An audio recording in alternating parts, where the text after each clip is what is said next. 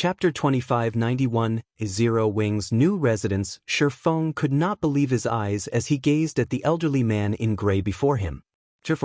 This was a bona fide powerhouse, an individual that stood at the apex of God's domain.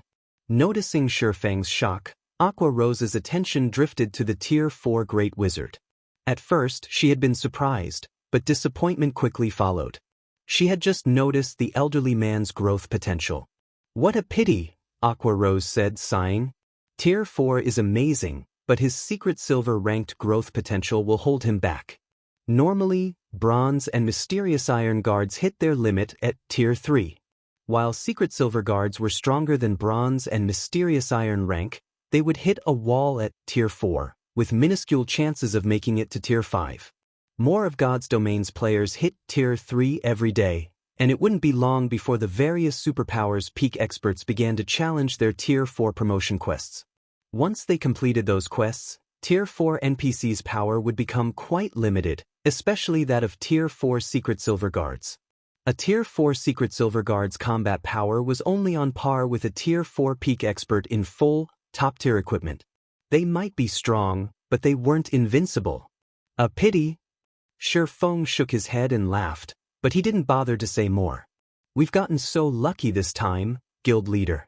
We now have 2 more Dark Gold guards, a Guardian Knight and an Oracle. If your 2 guards participate, you could form a well-rounded raid party to take down high-ranked field bosses, Aqua Rose delightedly reported. Shifeng was one of White River City's counts, so he had the authority to recruit 4 personal guards. If he accepted these new Dark Gold guards, he could use his 4 guard slots to their maximum efficiency. Dark Gold guards were incredibly rare.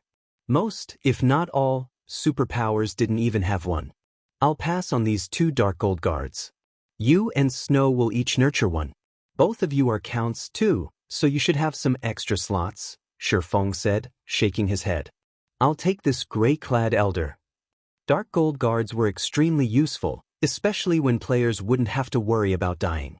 Forming a standard 4-man raiding party with only Dark Gold or better guards would be a dream. However, he almost always operated alone. Rather than take the 2 Dark Gold guards for himself, Gentle Snow and Aqua Rose could make better use of them. The 2 women frequently led grinding teams and dungeon raids. A Dark Gold guard would greatly enhance their respective team strength. But, guild leader, that elder is only a Secret Silver guard. Shifeng's decision surprised Aqua Rose. Shifeng was Zero Wing's guild leader, role model and face. Even if he didn't want the 2 Dark Gold guards, he should, at least, take a Fine Gold guard.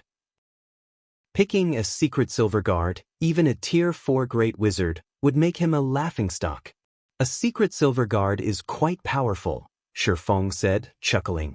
He is also a Tier 4 Great Wizard. He could serve as a magistrate in a major city in any kingdom or empire. He is a true powerhouse in God's domain. Aqua Rose only saw Secret Silver guards as worthless due to the fact that Zero Wing had more than 30 Fine Gold guards, but even the various superpowers wouldn't have more than 2 or 3 Fine Gold guards at this stage of the game. Some had even fewer than that. Normally, the various superpowers treated Secret Silver guards like their own children, not to mention a guard that had already reached Tier 4. It should be known that Secret Silver guards only had a chance of reaching Tier 4, their success wasn't guaranteed. Tier 4 wasn't just a major turning point for players, but for NPCs as well. Reaching Tier 4 was an incredible feat for all in God's domain. Not even Fine Gold guards were guaranteed to reach Tier 4. They merely had a higher chance. Based on past players' collected statistics, Fine Gold guards only had a 30% chance of completing their Tier 4 promotion quest. Dark Gold guards' chances were roughly around 40%. Of course, even if a personal guard failed their Tier 4 promotion quest, they could challenge it again. Players would only have to invest more resources to boost their strength. However, challenging the Tier 4 promotion quests was a time-consuming process for both players and NPCs. Personal guards would have to wait a full month before they could challenge the quest after failing it. Hence, it was easy to imagine how much time it would take to nurture a Tier 4 NPC. As for recruiting a Tier 4 NPC as one's personal guard, that was simply unheard of. Feng hadn't heard of a single player recruiting a Tier 4 NPC. At best, some had recruited Tier 3 NPCs. If he revealed this elderly man's information, the various superpowers would likely die with envy. While the gray-clothed wizard's growth potential was somewhat lacking compared to Dark Gold guards, Feng wasn't concerned. He had plenty of items that could raise an NPC's growth potential, and this old man's was on the high end for secret silver guards. With a little effort, upgrading him to fine gold rank was entirely possible. Following which, Feng recruited the elderly man as one of his personal guards. Versailles. Yi Feng's personal guard, gender, male, age, 76, loyalty, 75 growth potential, 74 level 112 class, Tier 4 Great Wizard. When she saw Versailles' statistics, Aqua Rose was speechless. After recovering, the other Tier 3 NPCs had climbed to, on average, level 120. The Dark Gold ranked Guardian Knight she had recruited was even level 121, yet Versailles was only 112? Versailles hadn't even reached the level required to challenge the Tier 4 promotion quest. He was also a much lower level than mainstream personal guards. It's almost time. The Lost Towns transfer should be complete by now. Gather the main force members immediately, as well as all of the potential newcomers and core members who have signed our confidentiality contract. From now on, the Lost Town will be our developmental headquarters, Feng said as he glanced at the time. Is that all, guild leader? What about the Lost Town's security? Aqua Rose asked worriedly. The Demon Wolf Mountain Range was a far more dangerous place than Cold Spring Forest, so defending a stronghold there would be a much greater challenge. Moreover, the Lost Town wasn't a basic city, only a basic town. Yet, Feng only wanted to station the guild's contracted recruits and core members. Even with the guild's main force, the town would only have around 5,000 players. It was far more than what they had stationed in the Lost Town before this, but the town had only occupied a pre-level 100 neutral map. The small number of high-level NPCs and players had been more than enough to deal with the occasional monster tide. However, they wouldn't have a level advantage in the Demon Wolf Mountain Range. Normally, security might have been a problem with so few members, but we have time now, Feng consoled his companion as he gestured to Versailles. With him there, we won't have to worry about security. But he's only level 112 and a secret silver guard, Aqua Rose argued. Relax. He'll be more than enough, Feng said, not bothering to explain. Definitively, he continued, just relay the message. Alright then, I'll go notify them. Aqua Rose despondently agreed, leaving to notify the guild members Feng had requested. Since he was so confident, insisting would be inappropriate. Before half an hour had passed, all of Zero Wing's contracted recruits and core members used the guild transfer scroll Feng had provided and arrived in the Lost Town, which had transformed into a wintry wonderland. Chapter 2592, Natural Training Ground. As Zero Wing's members teleported to the Lost Town's residence, the residence's plaza quickly became crowded. What is this place? Why do I feel like a foreign energy is trying to invade my body? My senses feel so dull, and I'm suddenly starving. Didn't the higher-ups say they were bringing us to a sacred training and leveling ground? What's going on here? My friends were still jealous that I got chosen to join the guild's special training and they didn't, but why does this place feel lesser than Stone Forest City? Upon their arrival to the Lost Town, Zero Wing's new recruits and core members, all of whom had high potential, were curious about the situation, falling into heated discussions. The recruits were especially confused. They knew nothing about the Lost Town, and now, they had been thrown into such a harsh environment. They couldn't bring themselves to believe this was a sacred training ground. Just surviving in this town long-term would be a problem. The situation began to worry Aqua Rosen. The town's new location was nothing like what she had imagined. Even Tier 3 players like herself would struggle to survive here, much less the guild's latest trainees, who hadn't yet reached Tier 3. Needless to say, training and fighting the random monster tides would be nearly impossible. Players would be fortunate to exhibit their normal combat standards in such a severe area, much less improve their combat standards. During her previous visit to the Demon Wolf Mountain Range, she had stayed in the neutral map's outer region, where the environment hadn't been particularly harsh, but now that she stood in the inner region, she felt sluggish, and her senses had considerably dulled. The constant hunger assaulting her mind and body was also quite uncomfortable. Most importantly, the mana here felt like an icy hell. Violent, ice-type mana filled the area, and Aqua Rose could sense scant amounts of other elements. Manipulating mana in this zone would be almost impossible. When players couldn't manipulate mana, how were they supposed to improve? Guild leader, you don't intend these Tier 2 members to remain here for their training, do you? Blue Frost anxiously asked Sherfong. Blue Frost recognized the area as the Demon Wolf Mountain Range's inner region and knew that the lowest leveled monster was level 120.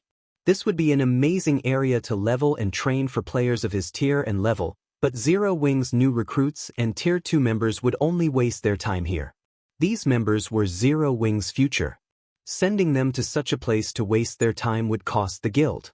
Remain here for their training? Shaking his head, Sherfong said, "Such a wonderful thing isn't possible." Sherfeng's reply confused Blue Frost. He couldn't understand what was so wonderful about this frozen hellscape. Sherfong didn't explain his statement, however. Instead, he met with the Adventurers Association's NPCs to complete the handover procedures. Once complete, the NPCs promptly left the lost town, making the already desolate town even more lonely. At that point, the sound of a system announcement rang in everyone's ears. Lost Town Region System Announcement. The town's new location is subject to a mysterious curse. Wraiths will absorb the excess mana players radiate, transforming into monsters. Please be wary of these monsters' attacks.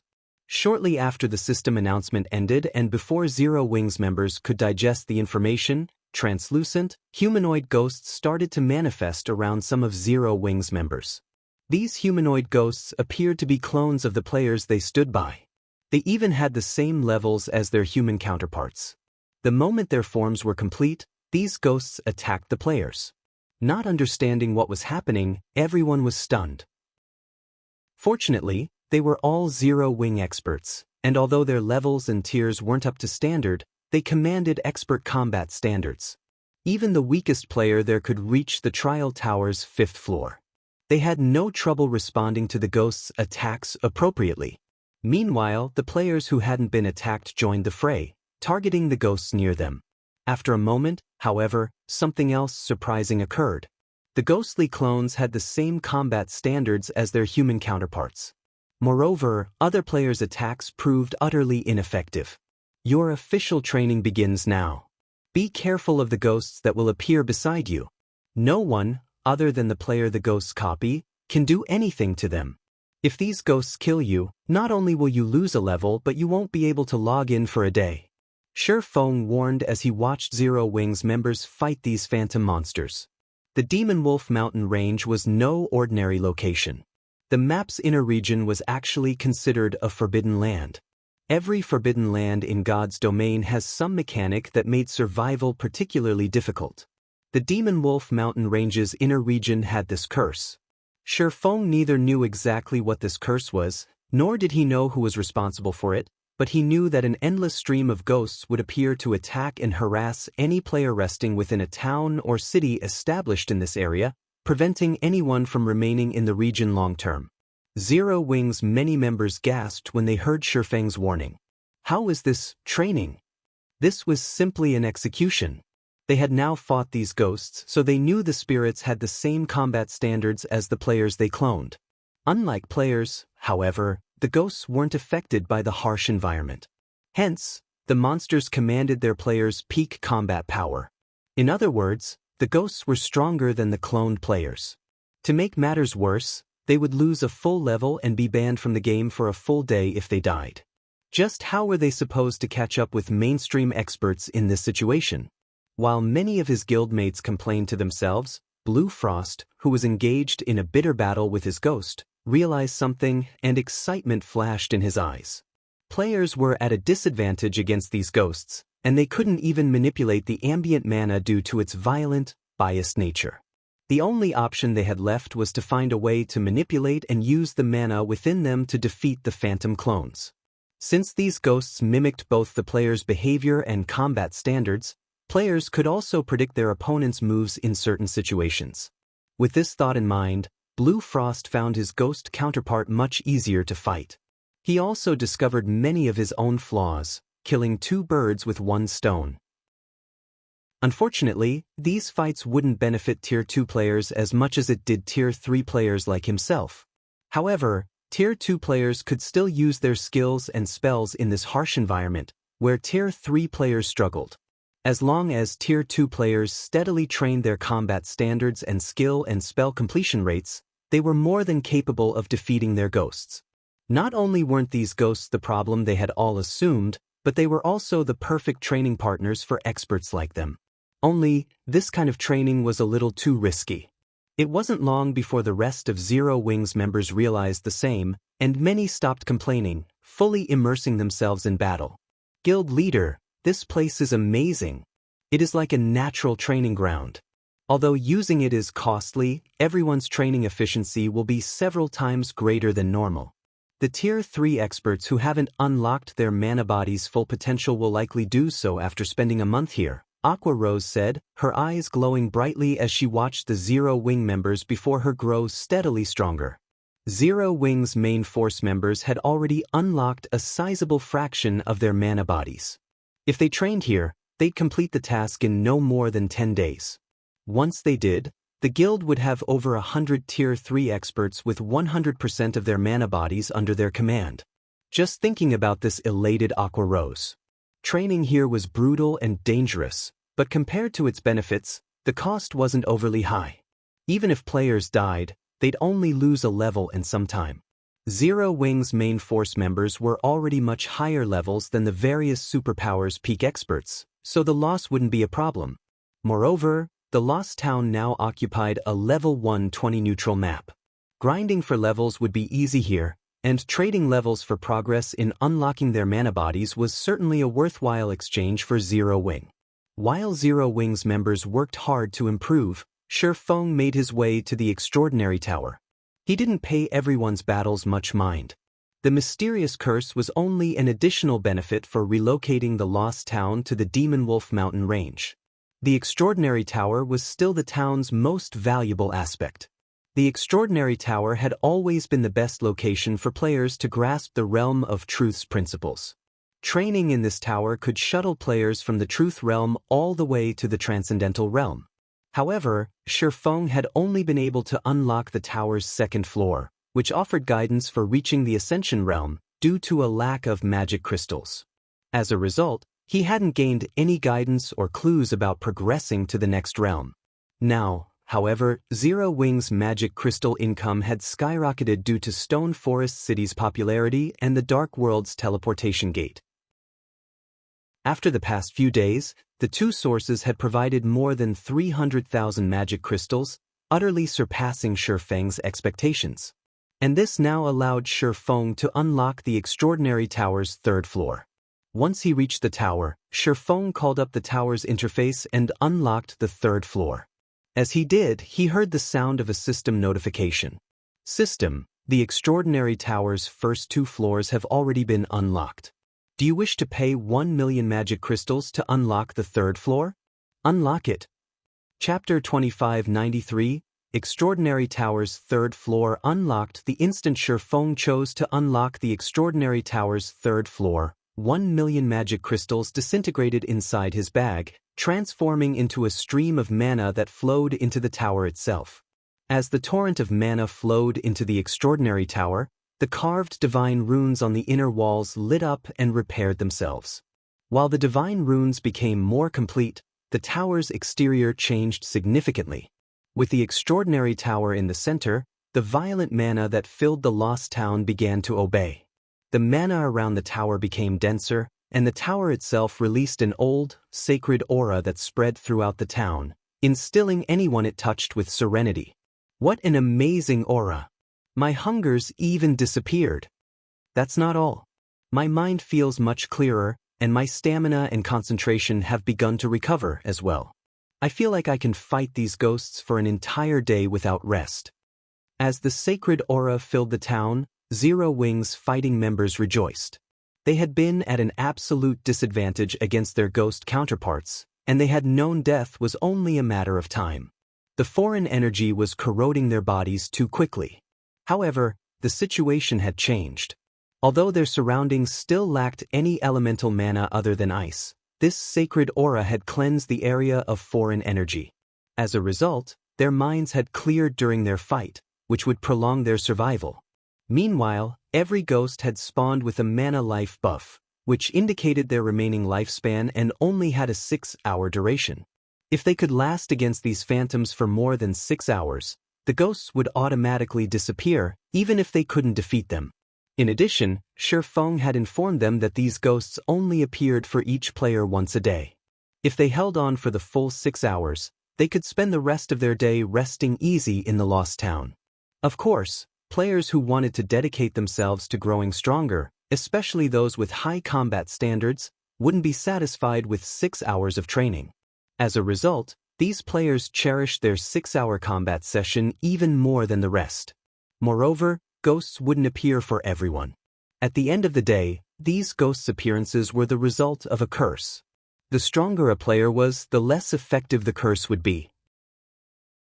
Ghosts might not even appear for the stronger players and would almost never appear for players who had already unlocked their mana body's full potential. While everyone was surprised and elated about the new changes to the Lost Town, the Extraordinary Tower's sacred aura had finally filled the town. At the same time, a translucent barrier formed around the Lost Town, isolating it completely. This barrier also calmed the violent, ice-type mana in the town, creating a stable mana environment. The mana wasn't very dense, but it was enough to clear the players' minds of unhelpful thoughts. What did the guild leader do? Aqua Rose was shocked when she sensed the changes. She had felt this strange sensation before. To be precise, she had experimented with it during her travels within the Starlight Fortress's Legacy Gate. The only difference was the town's much lower mana density, which resulted in a much smaller boost to her mental capacity. Overall, the Lost Town's training efficiency was barely 1/3 of the Legacy Gate's. Even so, that was astounding. The Lost Town could accommodate far more players than the Legacy Gate, and while it wouldn't be quite as helpful, it was an ideal training ground for Tier 3 players as they tried to unlock their mana bodies. Moreover, the magic barrier substantially increased the town's defenses. With the barrier in place, defeating the monster tides would be far easier. While Aqua Rose and Zero Wing's other members fortunate enough to enter the Legacy Gate were shocked over the Lost Town's transformation, something else within the Extraordinary Tower had shocked Shifeng. This is the result of unlocking the Extraordinary Tower's 3rd floor? He was at a loss as he sensed the ancient aura filling the hall. Normally, only in ancient fortresses could contain all 7 mana elements, yet the Extraordinary Tower brimmed with all of them. Moreover, the mana here was even denser than in the Starlight Fortress. If Tier 3 players trained here, breaking past the 100% threshold would no longer be just a dream, not to mention fully unlocking their mana bodies. He had been worried about crossing that threshold himself, but the tower's new environment had just increased his chances by 10%. If his chances had only increased by 10%, others would have an even greater boost. If players who hadn't yet unlocked their mana body's full potential trained in the Extraordinary Tower, they could definitely accomplish the task in a short time. In fact, their training efficiency here might be twice as high as it was against the humanoid ghosts. Fighting in an area with all 7 mana elements would yield completely different results than fighting in an area with almost none of them. Players would have a much easier time recognizing and controlling the flow of mana in the former. Unfortunately, while this environment was idyllic, there was a limit to the number of players who could take advantage of it. This mana was contained in the Extraordinary Tower's training grounds. The 1st floor could only accommodate 100 people at a time, while 50 could fit on the 2nd floor, and only 10 would fit on the 3rd. In total, only 160 people could use the Extraordinary Tower at the same time. That was only under ideal circumstances. In reality, far fewer players could train in the Extraordinary Tower at a time. If players wanted to use the 2nd or 3rd floors, they'd have to clear the previous floors first. Feng didn't give the matter much thought before he instructed Zero Wing's main force members to train in the tower during their free time and to ignore level grinding and raiding monster dens. Unlocking their mana bodies was far more important than raiding monster dens and level grinding. Furthermore, they had unlocked a considerable percentage of their mana bodies after consuming the exotic legacy potions they had obtained from Poison City. Normally, unlocking their mana bodies would require, at most, 2 full weeks, but with the tower's 3rd floor unlocked, they could accomplish the feat in even less time. Once all of Zero Wing's main force members unlocked their mana bodies' full potential, the team's grinding efficiency would improve. Securing the Demon Wolf Den that housed the medium teleportation point would also become easier. With his guildmates desperately training, Feng made his way to the tower's 2nd floor to begin his ascent. He had reached his limit during his last visit to the extraordinary tower's 2nd floor, unable to improve further regardless of how hard he had tried. Even after creating Sword's transmigration, he hadn't been able to reach the top of the 2nd floor's staircase and had been thrown after reaching the 30th step. Now, however, he had fully unlocked his mana body and gained a newfound understanding of mana. He had even learned a mana technique, and he was ready to challenge the 2nd floor again to push himself through that final barrier. Neither his Tier 4 promotion quest nor the Divine Dragon's trial would be easy to complete. If he failed, he would suffer unimaginable consequences. Fortunately, both trials focused on testing players' individual strength. Advancing through the realms of truth would undoubtedly provide immense help in both upcoming trials. This was why he had decided to activate the Extraordinary Tower's 3rd floor now. Read latest chapters at Wuxia World. Controlling his emotions, Feng climbed the 1st step on the 2nd floor staircase. 2 silver-armored swordsmen then appeared, charging at him with the intent to kill. As Feng made his way to the Extraordinary Tower's 3rd floor, a group of level 110 experts arrived before Stone Forest City's gates, causing a commotion at the city's main entrance. "So, this is Zero Wing's Stone Forest City?" An elegant, middle-aged man amidst the group commented as he gazed at the magnificent city before him. With a surprised tone, he continued, "It is truly extraordinary. With such dense mana and natural terrain advantage, wonder should have grown much stronger here. Don't forget our orders, Elder Hermit. We are not here to sightsee," a bald, middle-aged man in black robes scolded, rolling his eyes. "No matter how much stronger she's grown, wonder must return with us. The time for her willful rebellion has come to an end." "I know. Isn't that why I tagged along in the first place?" Hermit replied. Instead of getting upset at the bald man's comment, he breathed a deep sigh as he led his team into Stone Forest City. Chapter 2592, Natural Training Ground. As Zero Wing's members teleported to the Lost Town's residence, the residence's plaza quickly became crowded. "What is this place? Why do I feel like a foreign energy is trying to invade my body? My senses feel so dull, and I'm suddenly starving. Didn't the higher-ups say they were bringing us to a sacred training and leveling ground? What's going on here? My friends were still jealous that I got chosen to join the guild's special training and they didn't, but why does this place feel lesser than Stone Forest City?" Upon their arrival to the Lost Town, Zero Wing's new recruits and core members, all of whom had high potential, were curious about the situation, falling into heated discussions. The recruits were especially confused. They knew nothing about the Lost Town, and now, they had been thrown into such a harsh environment. They couldn't bring themselves to believe this was a sacred training ground. Just surviving in this town long-term would be a problem. The situation began to worry Aqua Rosen. The town's new location was nothing like what she had imagined. Even Tier 3 players like herself would struggle to survive here, much less the guild's latest trainees, who hadn't yet reached Tier 3. Needless to say, training and fighting the random monster tides would be nearly impossible. Players would be fortunate to exhibit their normal combat standards in such a severe area, much less improve their combat standards. During her previous visit to the Demon Wolf mountain range, she had stayed in the neutral map's outer region, where the environment hadn't been particularly harsh, but now that she stood in the inner region, she felt sluggish, and her senses had considerably dulled. The constant hunger assaulting her mind and body was also quite uncomfortable. Most importantly, the mana here felt like an icy hell. Violent, ice-type mana filled the area, and Aqua Rose could sense scant amounts of other elements. Manipulating mana in this zone would be almost impossible. When players couldn't manipulate mana, how were they supposed to improve? Guild leader, you don't intend these Tier 2 members to remain here for their training, do you? Blue Frost anxiously asked Sherfong. Blue Frost recognized the area as the Demon Wolf Mountain Range's inner region and knew that the lowest leveled monster was level 120. This would be an amazing area to level and train for players of his tier and level, but Zero Wing's new recruits and Tier 2 members would only waste their time here. These members were Zero Wing's future. Sending them to such a place to waste their time would cost the guild. Remain here for their training? Shaking his head, Sherfong said, "Such a wonderful thing isn't possible." Sherfang's reply confused Blue Frost. He couldn't understand what was so wonderful about this frozen hellscape. Sherfong didn't explain his statement, however.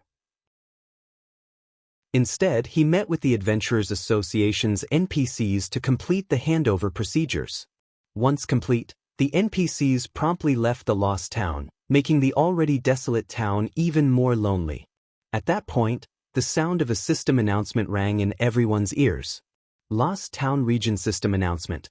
The town's new location is subject to a mysterious curse. Wraiths will absorb the excess mana players radiate, transforming into monsters. Please be wary of these monsters' attacks. Shortly after the system announcement ended and before Zero Wings members could digest the information, translucent, humanoid ghosts started to manifest around some of Zero Wings members. These humanoid ghosts appeared to be clones of the players they stood by. They even had the same levels as their human counterparts. The moment their forms were complete, these ghosts attacked the players. Not understanding what was happening, everyone was stunned.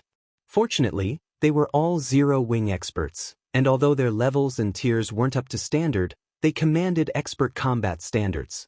Even the weakest player there could reach the trial tower's 5th floor.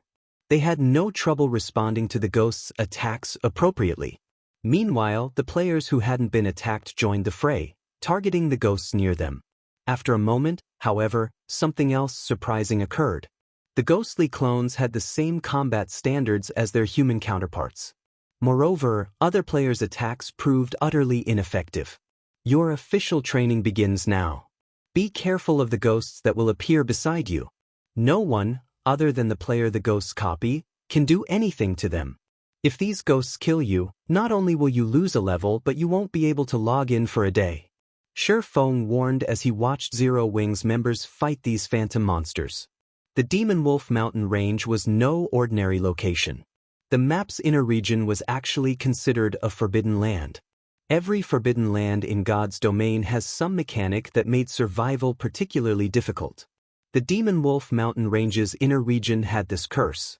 Sherfong neither knew exactly what this curse was, nor did he know who was responsible for it, but he knew that an endless stream of ghosts would appear to attack and harass any player resting within a town or city established in this area, preventing anyone from remaining in the region long-term.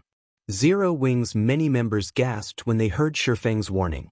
How was this training? This was simply an execution. They had now fought these ghosts, so they knew the spirits had the same combat standards as the players they cloned. Unlike players, however, the ghosts weren't affected by the harsh environment. Hence, the monsters commanded their players' peak combat power. In other words, the ghosts were stronger than the cloned players. To make matters worse, they would lose a full level and be banned from the game for a full day if they died. Just how were they supposed to catch up with mainstream experts in this situation? While many of his guildmates complained to themselves, Blue Frost, who was engaged in a bitter battle with his ghost, realized something, and excitement flashed in his eyes. Players were at a disadvantage against these ghosts, and they couldn't even manipulate the ambient mana due to its violent, biased nature.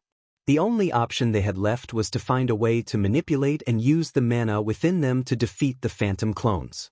Since these ghosts mimicked both the player's behavior and combat standards, players could also predict their opponent's moves in certain situations.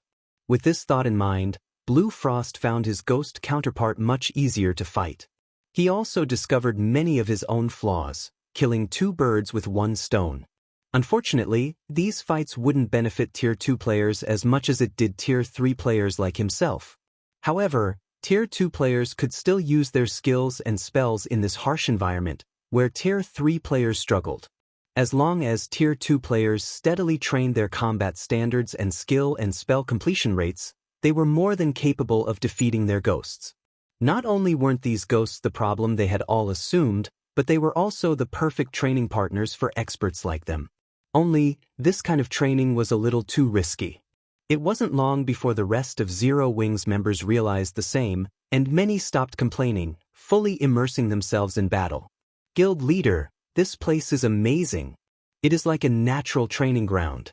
Although using it is costly, everyone's training efficiency will be several times greater than normal. The Tier 3 experts who haven't unlocked their mana body's full potential will likely do so after spending a month here, Aqua Rose said, her eyes glowing brightly as she watched the Zero Wing members before her grow steadily stronger.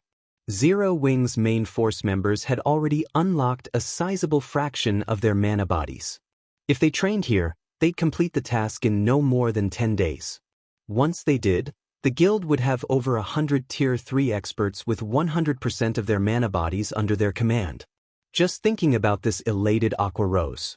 Training here was brutal and dangerous, but compared to its benefits, the cost wasn't overly high.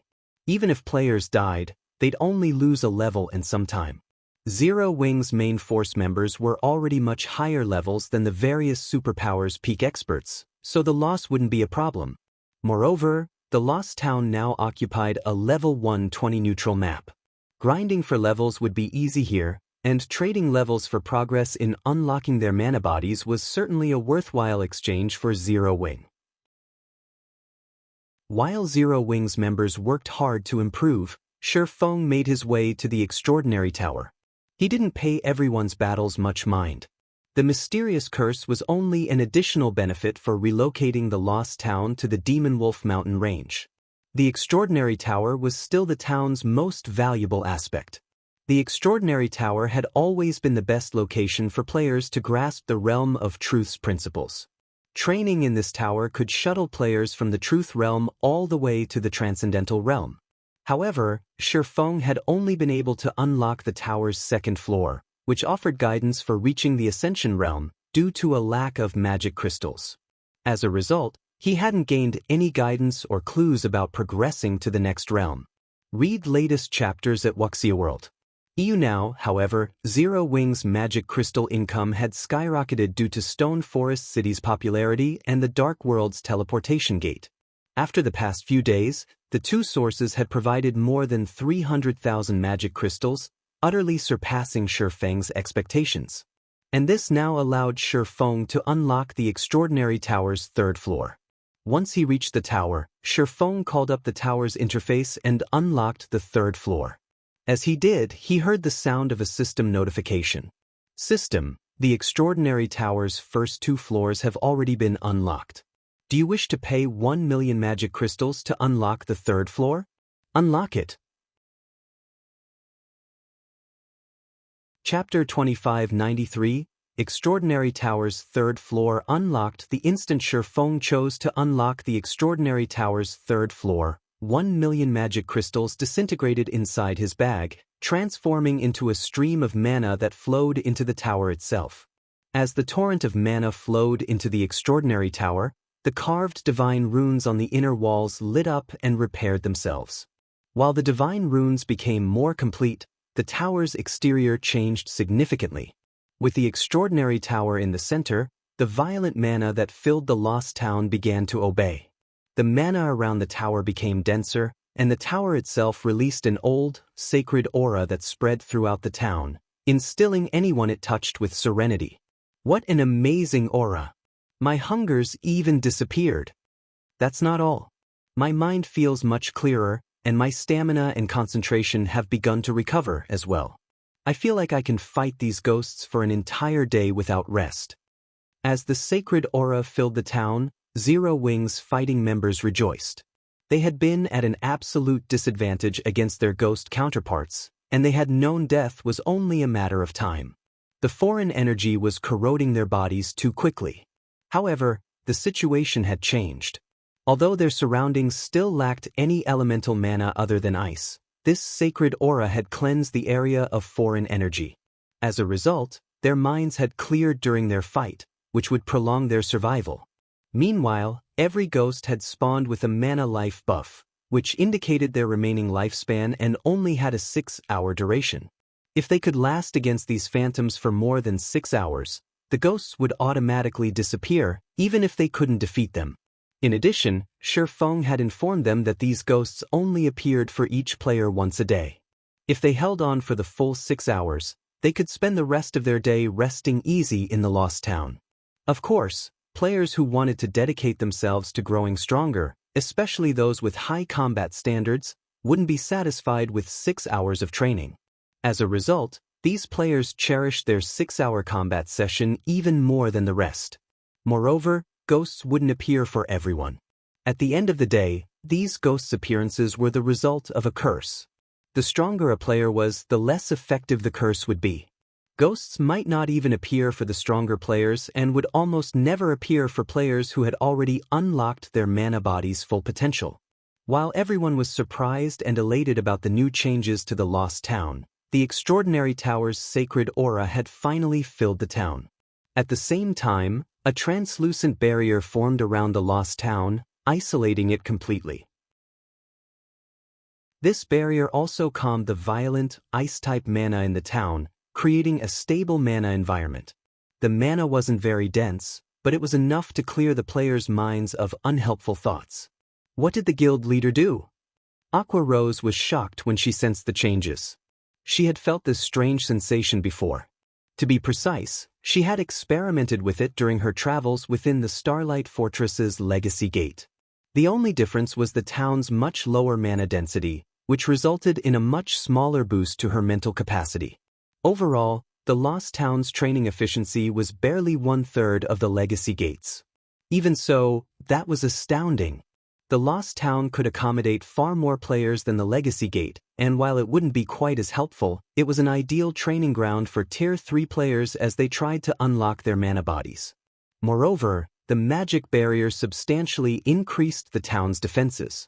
With the barrier in place, defeating the monster tides would be far easier. While Aqua Rose and Zero Wing's other members fortunate enough to enter the Legacy Gate were shocked over the Lost Town's transformation, something else within the Extraordinary Tower had shocked Feng. This is the result of unlocking the Extraordinary Tower's 3rd floor? He was at a loss as he sensed the ancient aura filling the hall.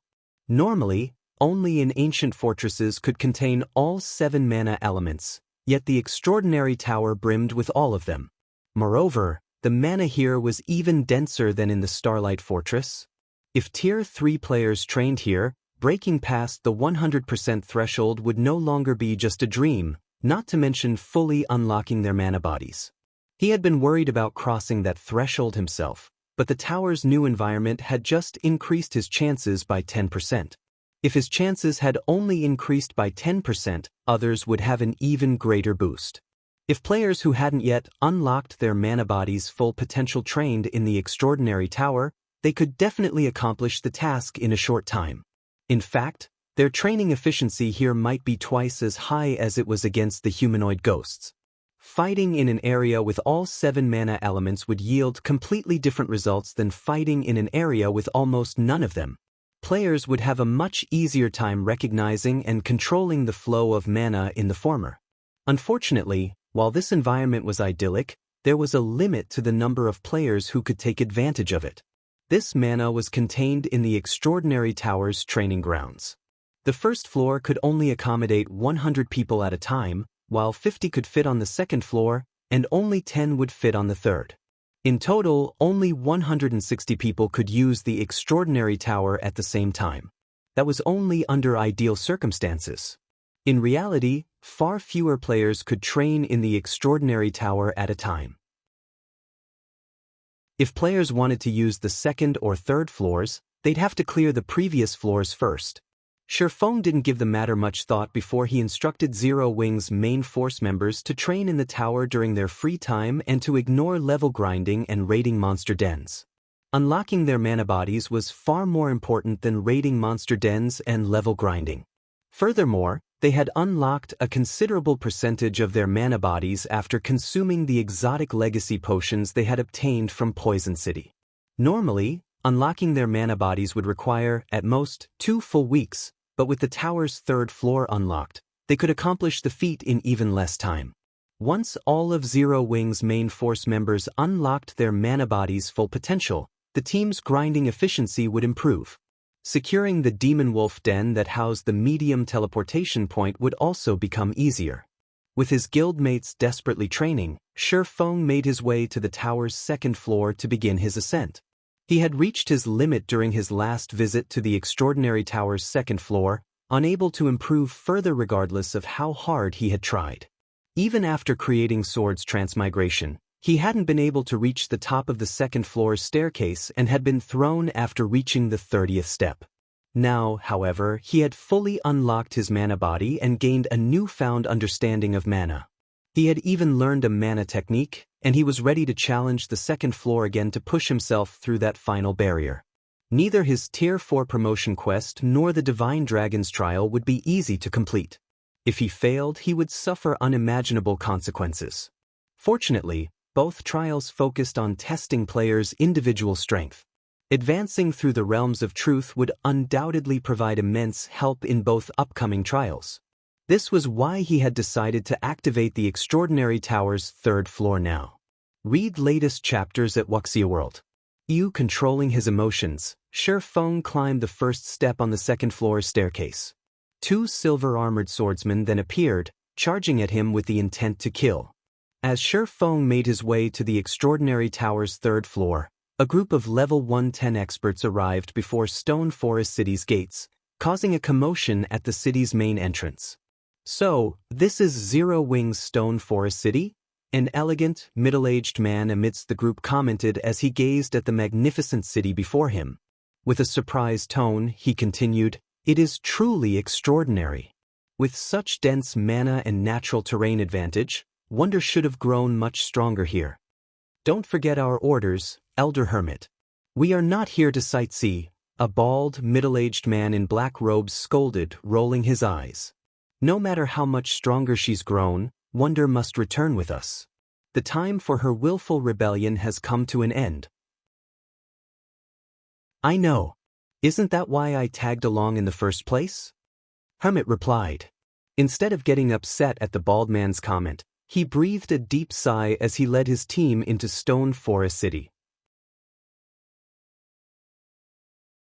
Chapter 2594, Half-Step Grandmaster. Stone Forest City, Candlelight Trading Firm. Following the NPC, Hermit and the bald man arrived at one of the basic meditation rooms on the trading firm's top floor. They were greeted by the sight of a woman in luxurious, dark blue robes and enveloped in a faint layer of mana. The woman was steadfastly focused on brewing a potion, her every action smooth and dexterous. A short moment later, the woman lifted her hand, holding a potion that radiated dense mana.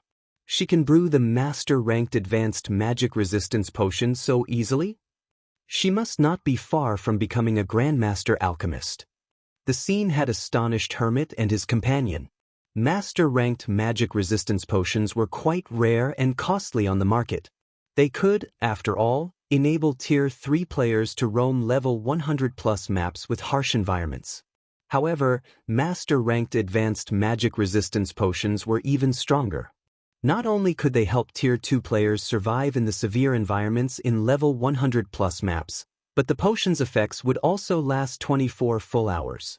Level 100+ maps had abundant resources, particularly those level 110 and above, but their environments were severe and dangerous.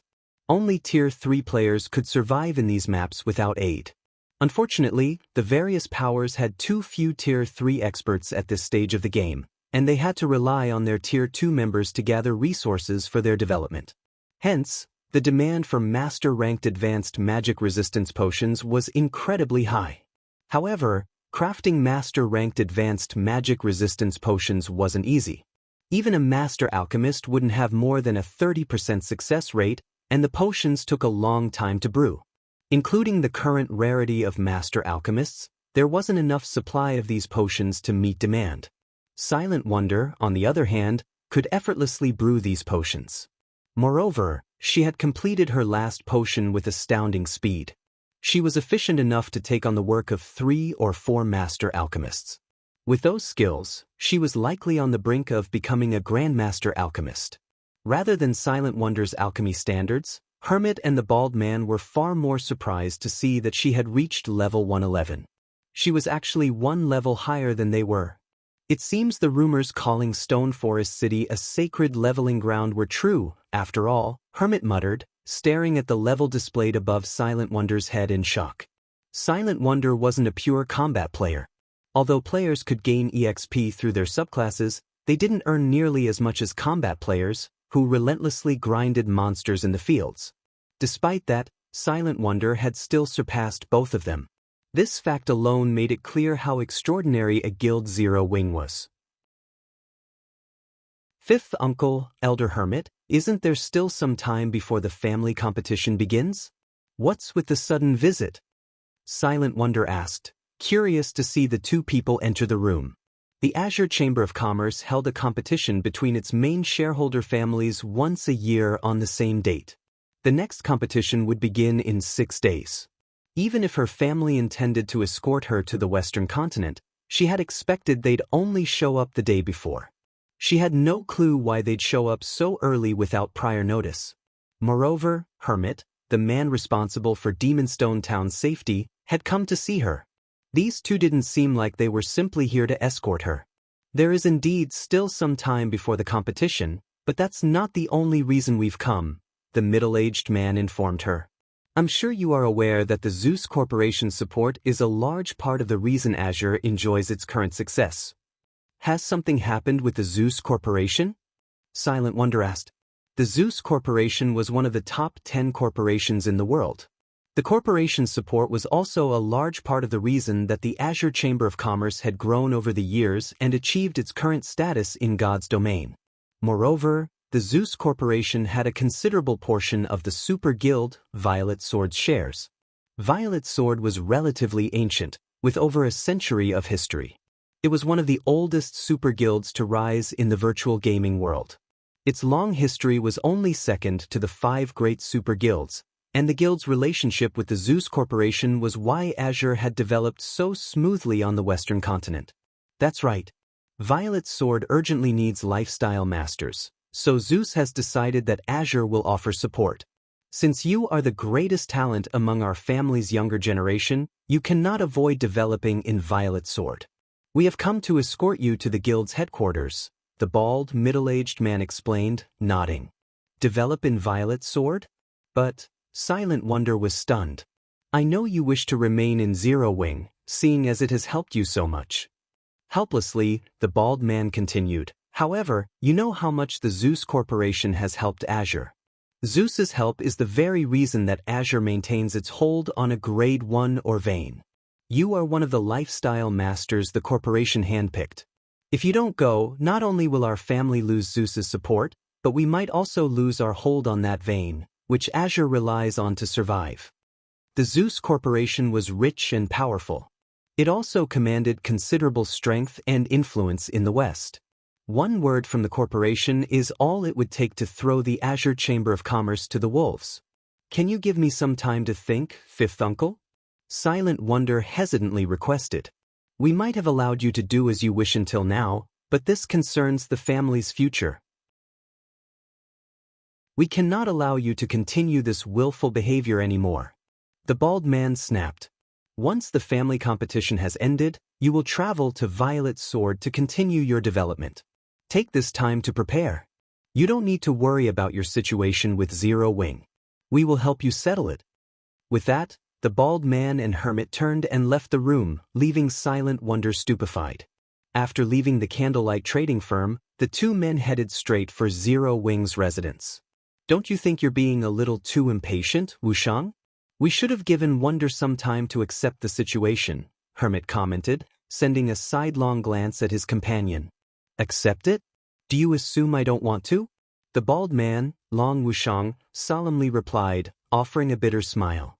The Zeus Corporation has given us an ultimatum. In fact, the corporation has already delivered the other family's younger members to train with Violet Sword as a means to harass the Long family. Read latest chapters at Wuxia World. Even so, I'm afraid Wonder will not go obediently, Hermit said. With as stubborn as she is, persuading her will be difficult. That's why we're going to meet with Zero Wing.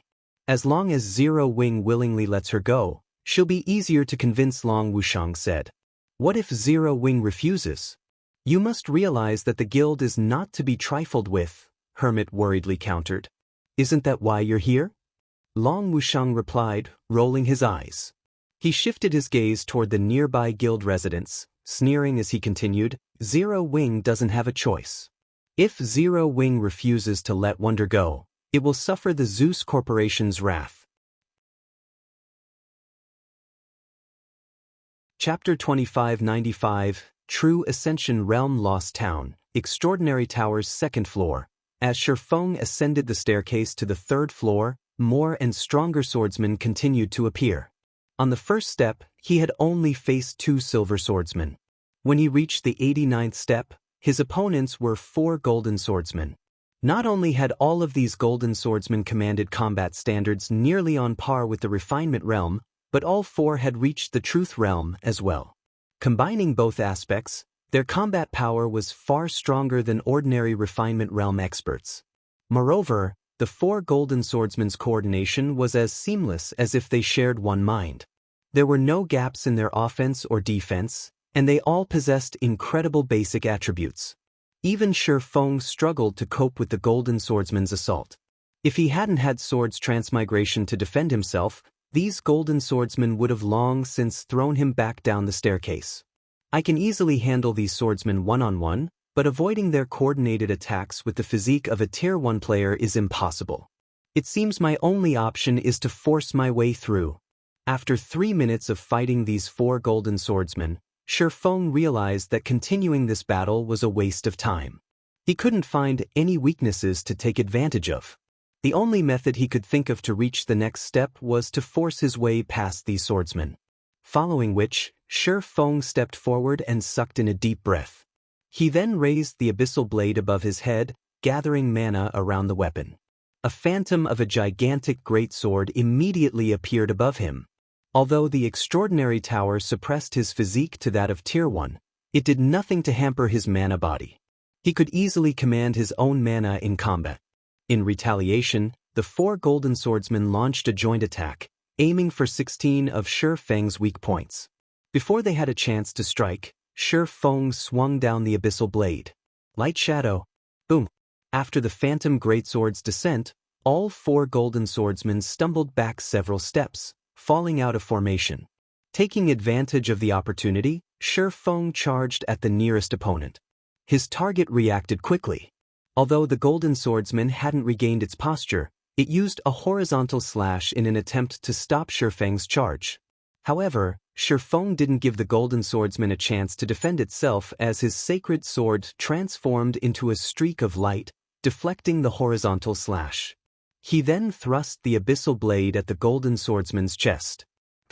Sparks flew as the fragmented legendary weapon collided with the golden swordsman's armor, shoving it back a few more steps before it fell. Finally, Shifeng tore a hole in the 4 golden swordsmen's formation. Now, with his target on the ground, Shifeng used void steps to confuse the 3 remaining golden swordsmen and escape their encirclement. He then leaped onto the 90th step.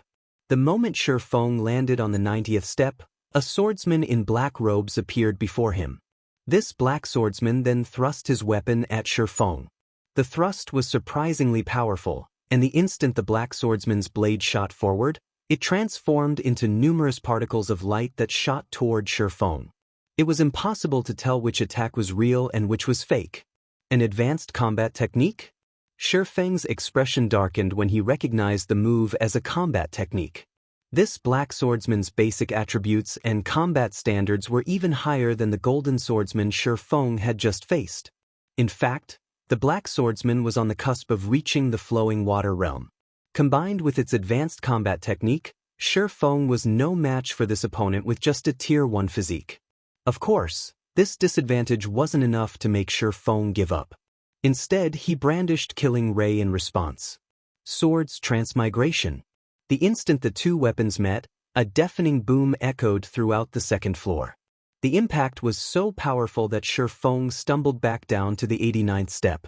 He hadn't had time to readjust his posture, and the 4 golden swordsmen he had left behind subsequently threw him back down to the base of the second floor's staircase. The 90th step's Black Swordsman is amazing. I saw no excess movements, and it perfectly integrated an advanced combat technique. Not even domain realm experts could find any opening to take advantage of and would be forced to face its attacks head-on. Shi Feng wasn't disappointed about returning to square one.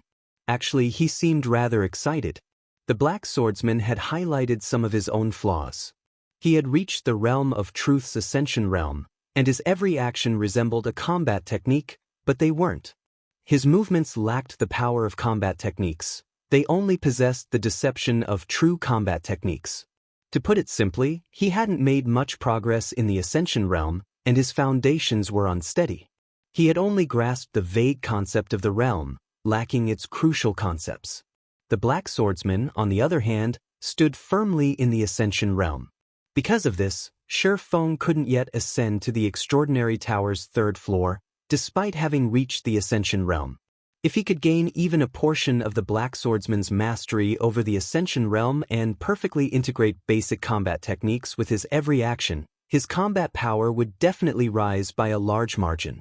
Meanwhile, during the time Shi Feng was reflecting on his own flaws, a few other Zero Wing members were sent flying down the 2nd floor's staircase as well. I did it. I finally did it.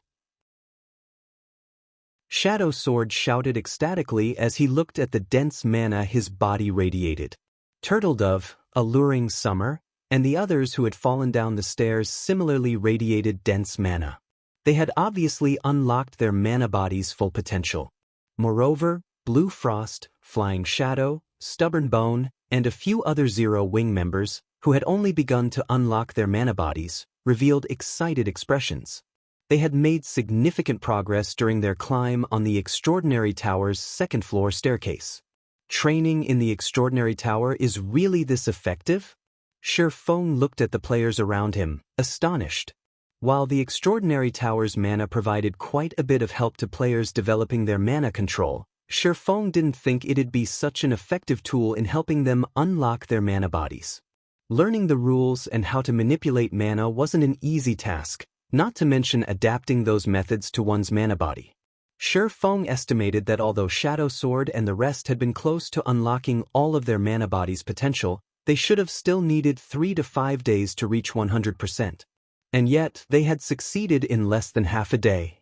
If every one of Zero Wing's main force members could make this much progress, every one of them would fully unlock their mana bodies in less than 10 days, becoming true powerhouses in God's domain. Read latest chapters at Wuxia World. Just as Shi Feng turned his attention back to the 2nd floor's staircase, however, he received a call from Melancholic Smile. Guild leader, Azure's representatives have come to our residence. They wish to speak with you about taking Wonder to develop in the West's Violet Sword. They're hoping we won't hinder her future, and just let her go. They visited Wonder before coming here too, but it seems Wonder's reaction wasn't positive, Melancholic Smile reported. Violet Sword, huh? Shi Feng could not contain his smile. Azure is certainly crafty. Will you meet with them? Melancholic Smile asked. That won't be necessary. Have Hell Rush send them away. Also, have him convey a message. I'll personally take Wonder to visit Violet Sword after the family competition to have a proper conversation with the Super Guild's people, so they don't need to bother. Shi Feng calmly stated.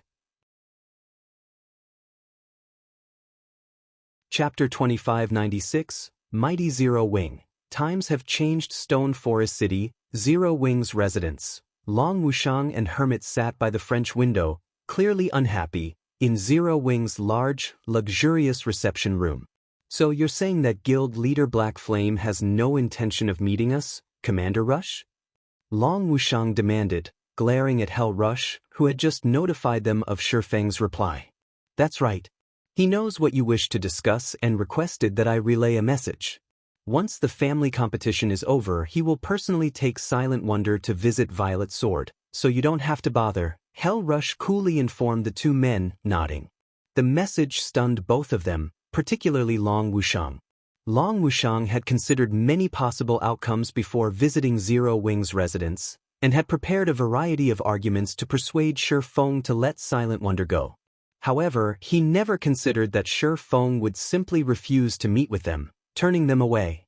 However, what truly surprised the bald man was the fact that Hell Rush had followed Shifeng's instructions, conveying the message personally.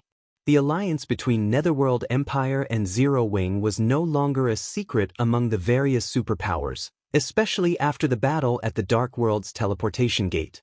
That battle had exposed the relationship between the two guilds. Hell Rush, however, was a famous slaughtering god on the Western continent. He even commanded Netherworld Empire's strongest Trump Legion. Even Violet Sword's guild leader would have to take him seriously, yet he obediently played the role of Shifeng's messenger. Good. Since guild leader Black Flame understands the situation, we won't overstay our welcome. Long Wushang decided after calming himself. He then stood to leave the room with Hermit. After they left Zero Wing's residence, the air around Long Wushang dropped a few degrees, becoming so cold that nearby players shivered. Even the Azure experts that had tagged along shuddered as Long Wushang's frosty aura swept over them. To think that even the famous Hell Rush would obey Black Flame. I hadn't expected Zero Wing to have such a close relationship with Netherworld Empire. Violet Sword might make concessions if they find out about this, Hermit surmised, glancing at the twisted expression his comrade was making. Concessions? Long Wushang laughed. I admit that Zero Wing is clearly close with Netherworld Empire, but after all is said and done, they are only allies. Zero Wing has barely any power in the West, while Violet Sword is a titan. It is obvious who holds the advantage on the Western continent. How much help would Netherworld Empire possibly be willing to offer Zero Wing? Moreover, this matter involves Violet Sword's future and prestige. The guild won't budge just because of Netherworld Empire's interference. Violet Sword aims to join the 5 great super guilds, after all. So what if Zero Wing and Netherworld Empire are close allies? And as for Black Flame's plan to negotiate with Violet Sword personally, that's nothing more than fool's talk. Regardless, we have, more or less, completed our goals here. Will you return now? Hermit asked.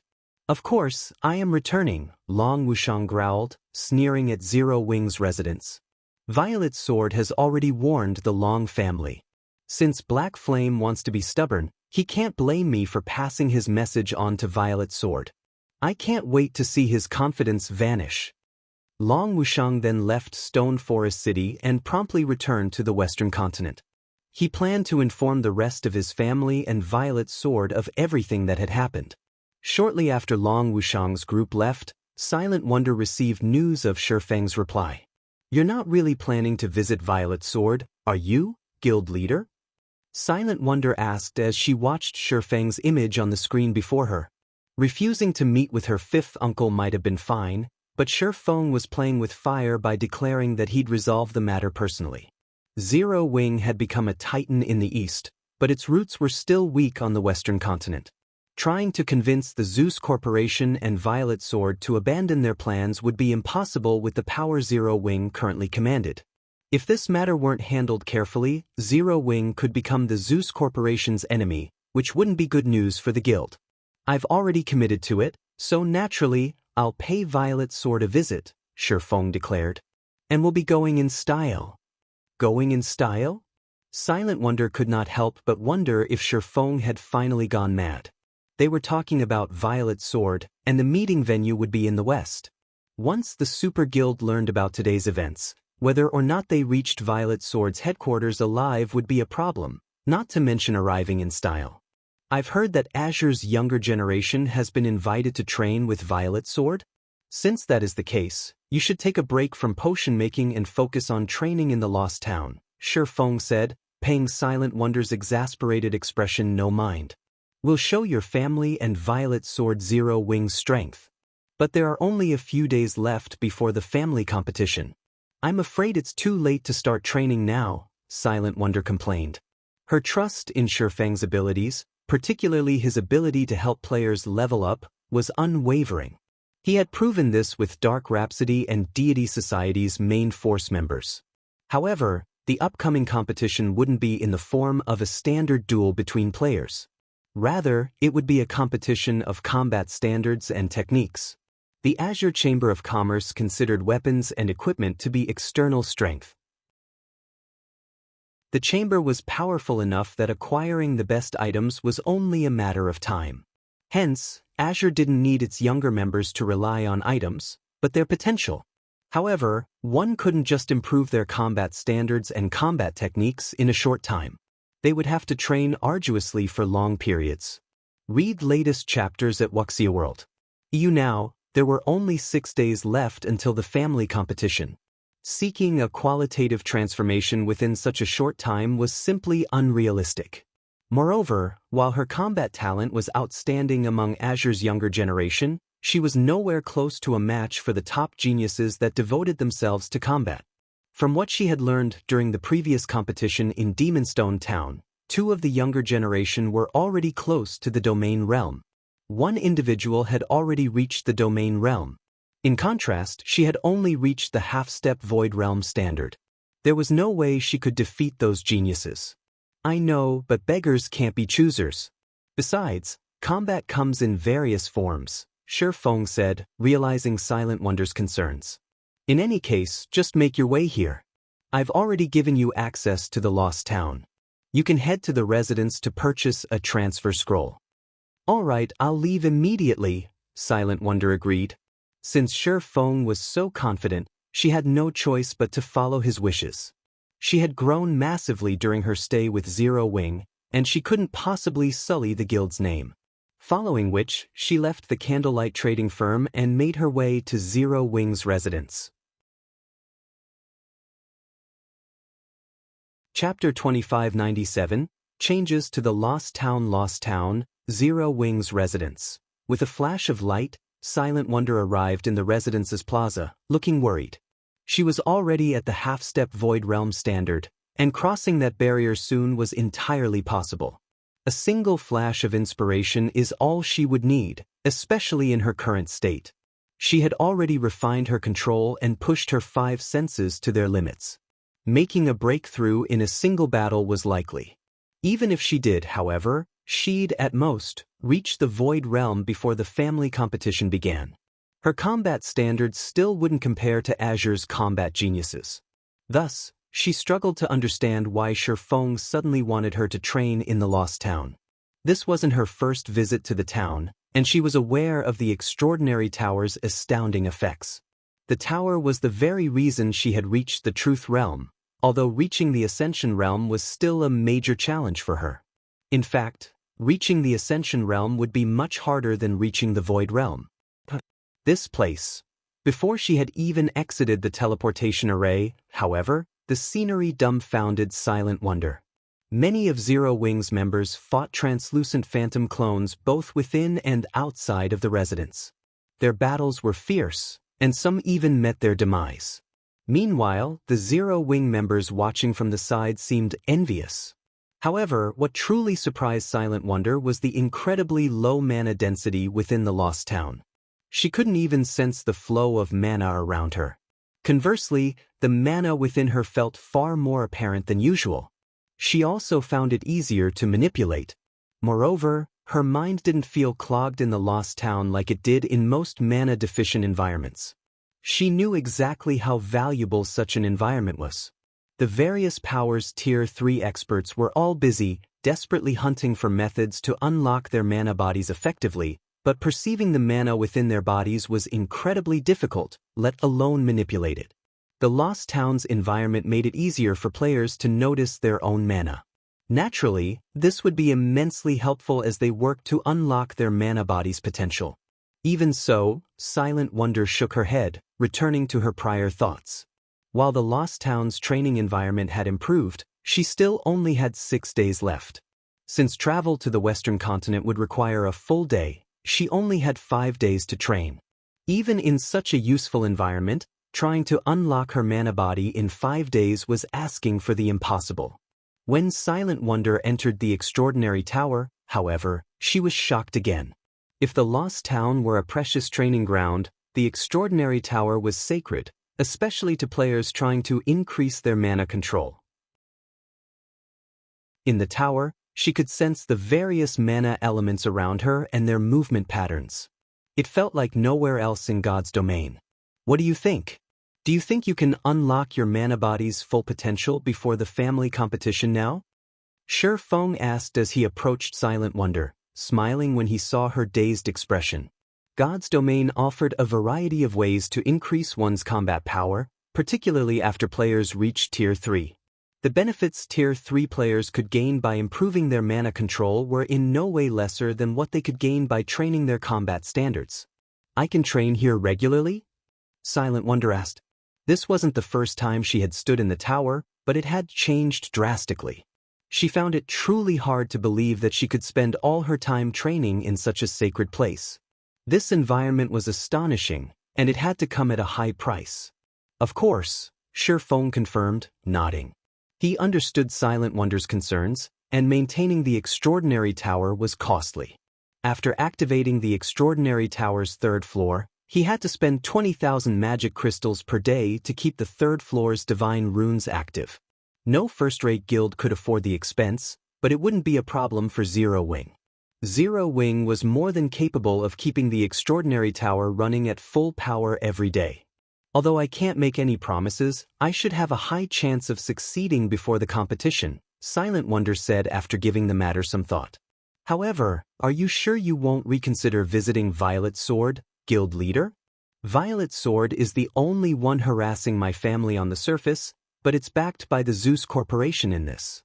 If the situation isn't handled carefully, our guild might not be allowed on the Western continent anymore.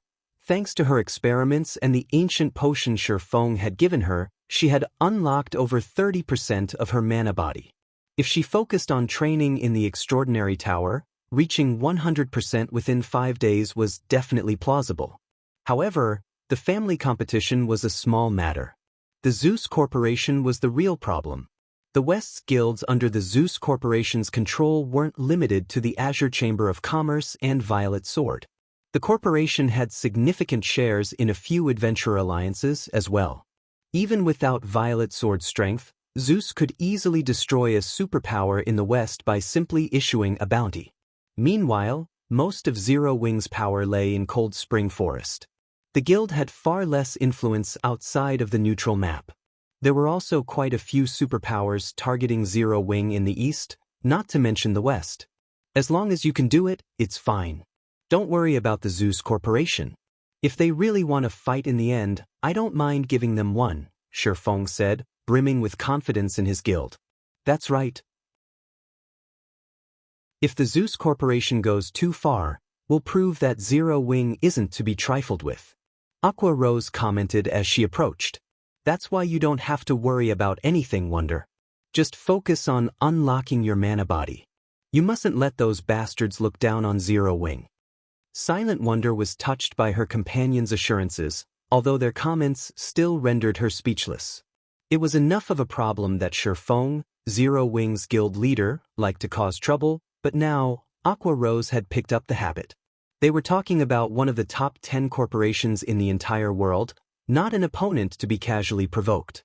After Shi Feng gave Silent Wonder some tips to unlock her mana body, he sent Aqua Rose and the other guild members with fully unlocked mana bodies to Zero Wing's residence. He then began to plan the raid on the Demon Wolf Den that housed the medium teleportation gate. Once they secured it, Zero Wing would have another open path to travel between the two main continents. Some time later, 12 players gathered in the residence's spacious plaza. Although there weren't many of them, the collective mana they radiated substantially increased the mana density in the plaza. Guild leader, everyone's here, but I'm afraid that raiding the Demon Wolf Den you mentioned will be difficult with just 12 of us and those personal guards, Aqua Rose said. For the various superpowers, having 12 Tier 3 experts with fully unlocked mana bodies and several dozen Tier 3 personal guards was definitely something to be proud of. God's domain's powers would even consider the force nearly invincible, but they were about to face the monsters in the Demon Wolf Den Shi Feng targeted. According to Fire Dance's scouting reports, the Demon Wolf Den was home to more than 50,000 monsters, with level 120 lords being the weakest among them. Many of these monsters were even ordinary Grand Lords and Grand Lords with special bloodlines. Moreover, the den had a particularly severe environment. Even Fire Dance, who had already unlocked her mana body's full potential, had nearly lost her life during her scouting mission. It would agree with you, but don't we still have a Tier 4 personal guard? Shi Feng countered, chuckling as he gestured to the fully armed Versailles behind him. Read latest chapters at Wuxia World. View him? But his level. Aqua Rose only felt concern when she looked at the elderly NPC. Versailles might have an imposing aura, but she couldn't help the feeling that he would be unreliable. While Tier 4 NPCs were very powerful, Versailles was only a secret silver guard. At best, he could hold his ground against an ordinary mythic monster of the same level, but the old man was only level 112, which was even lower than the gathered players. How was he supposed to help them fight level 120+ mythic monsters or Grand Lord ranked mutated demon wolves that rivaled mythic monsters? The rest of the team worried as well. They could now afford to risk their personal guards' lives, but resurrecting a fallen guard would still require the precious water of life. It wouldn't be a laughing matter if all of these personal guards fell in battle. Let's go. You'll understand when the time comes. Shi Feng dismissed the matter, still chuckling. He then led the team to the Demon Wolf Denver. Meanwhile, on the Western continent, Long Wushang had returned to the Azure Chamber of Commerce's residence and relayed Shi Feng's message to his family's elders and grand elders. Chapter 2598, Clever Use of Personal Guards? Winter Empire, Winter City, Azure Chamber of Commerce's residence. The Long family's elders and grand elders sat within a luxurious, top-floor meeting room, all wearing solemn expressions. If a Tier 3 player entered the room, they'd shudder with fear upon sensing these individuals' chilly auras. What arrogance! Zero Wing is too full of itself. That's right. It is simply responsible for a few achievements in the East, yet it assumes it can stand on the same level as Violet Sword in the West. It's ridiculous. Zero Wing wants to negotiate with Violet Sword? Does the guild think it rules the Western continent? The Long family's elders and grand elders were furious when they heard Long Wushang's report. They might have understood if Zero Wing had only refused to let Silent Wonder go. They all knew that the guild must have invested a lot of resources in the girl's development, and according to Long Wushang's report, she was very close to becoming a Grandmaster alchemist. The importance of a Grandmaster alchemist to a guild went without saying. A single Grandmaster could be responsible for an entire guild's prosperity. The best potions currently on the market were Master rank. Obtaining a Grandmaster potion was unthinkable at this stage of the game. Any random Grandmaster potion would be immensely useful, and if a guild could mass-produce such potions, that guild would have an unimaginable advantage. Hence, they would have understood if Zero Wing had tried to fight for her. However, Shi Feng hadn't stopped with a refusal to hand Silent Wonder over. He had also declared that Zero Wing would handle the situation, cutting Azure out. It was no more than calling them all incompetent. Since Zero Wing has had made the promise, we'll wash our hands of this matter for now. Once Zero Wing embarrasses itself, it will learn when to take a step back, the keen-witted, middle-aged man in the seat of honor said. But what are Wonder's thoughts on this, old five? Wonder is quite hesitant, big bro, but once Zero Wing embarrasses itself, I doubt she'll sit by and watch her guild and family fall into ruin. I am sure she'll head to Violet Sword to continue her development, Long Wushang surmised after giving the matter some thought. That makes things simple. All we need to do is let things progress. While Zero Wing might be powerful enough to cause waves on the eastern continent, it can do nothing in the west.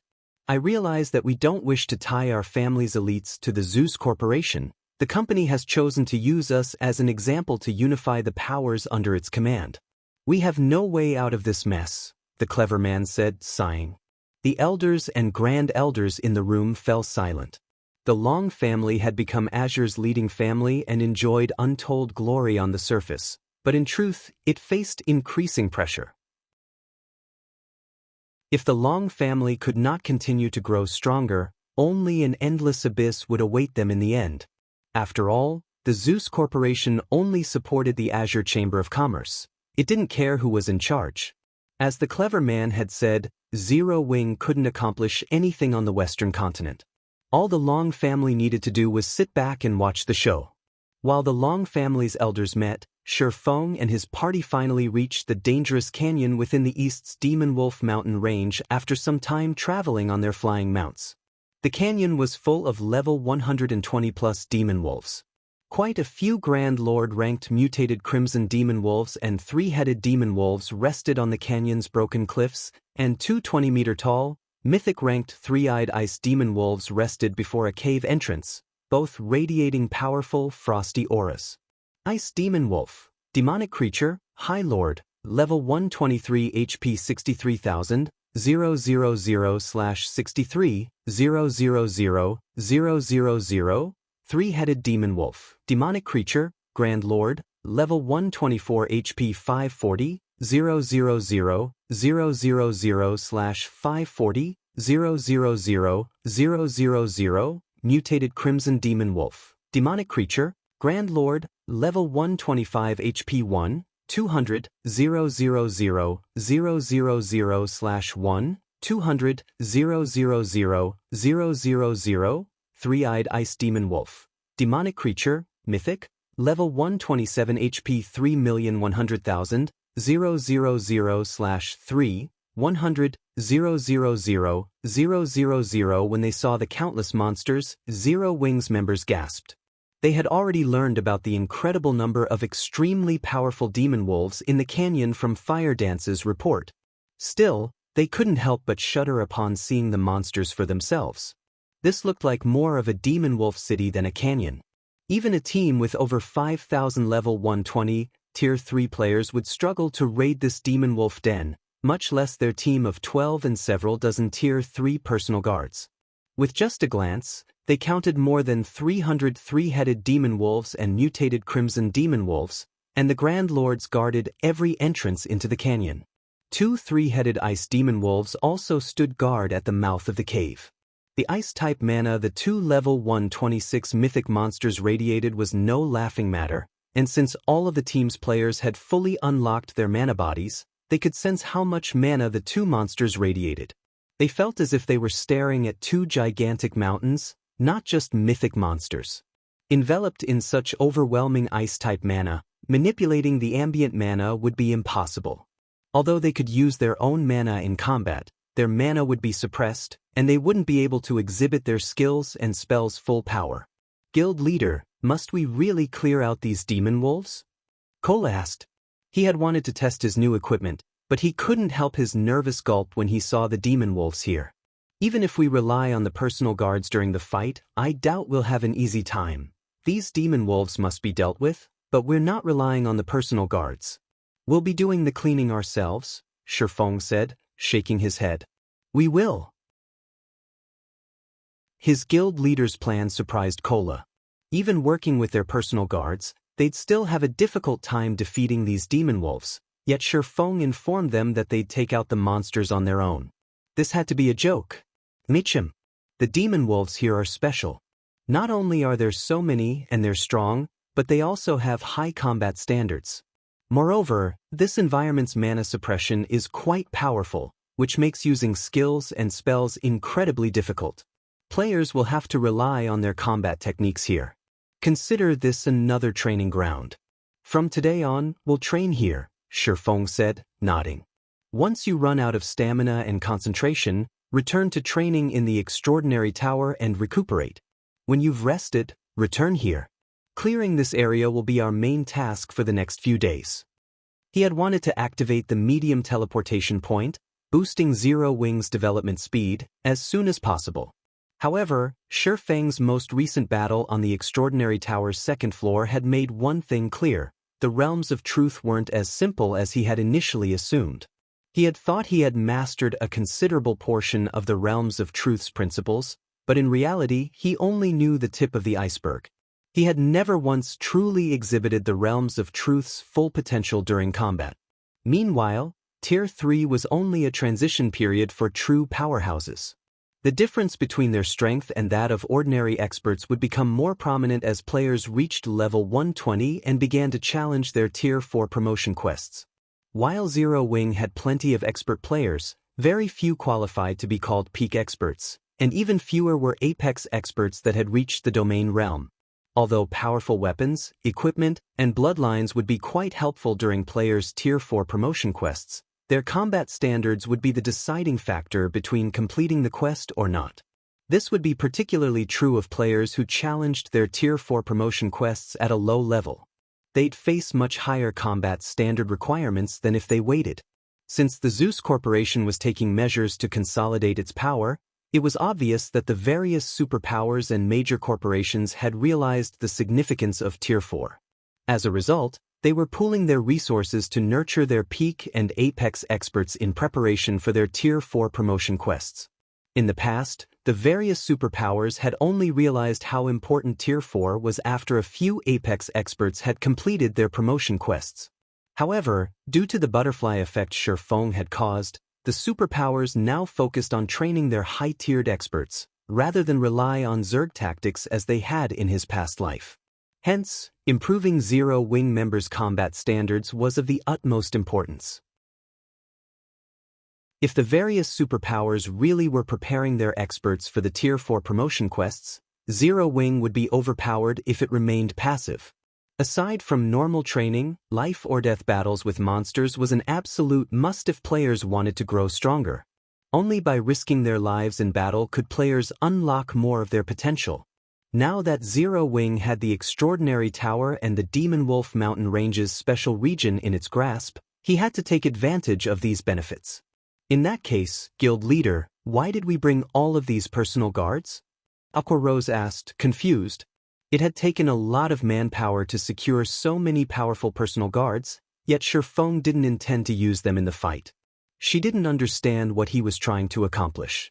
Read latest chapters at Wuxia World. They're here to watch us fight and help during crucial moments, saving our lives, Shifeng seriously explained. His statement left the rest of his team speechless. Was this the right way to use personal guards? These demon wolves were so powerful. Even if they fought alongside their personal guards, victory wasn't guaranteed, so how were these NPCs supposed to protect them?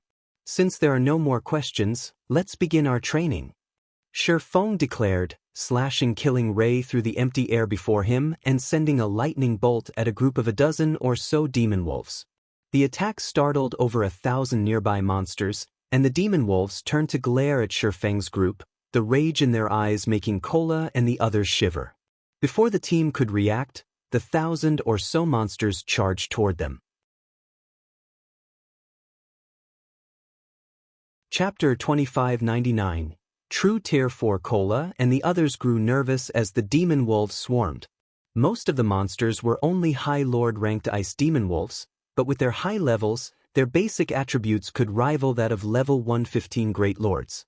In other words, they had to face more than 1,000 Great Lords of the same level simultaneously, and every one of these monsters had the combat standards to reach the Trial Tower's 3rd floor.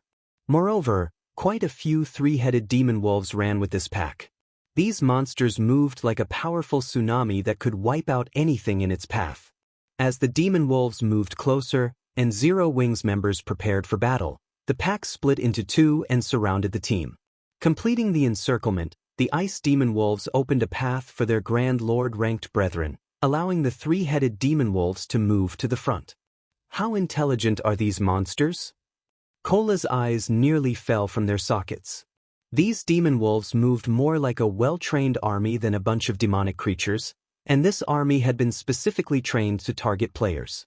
Before Kola and the others could react, one of the three-headed demon wolves charged forth. Over 100 ice demon wolves followed the Grand Lord, providing cover.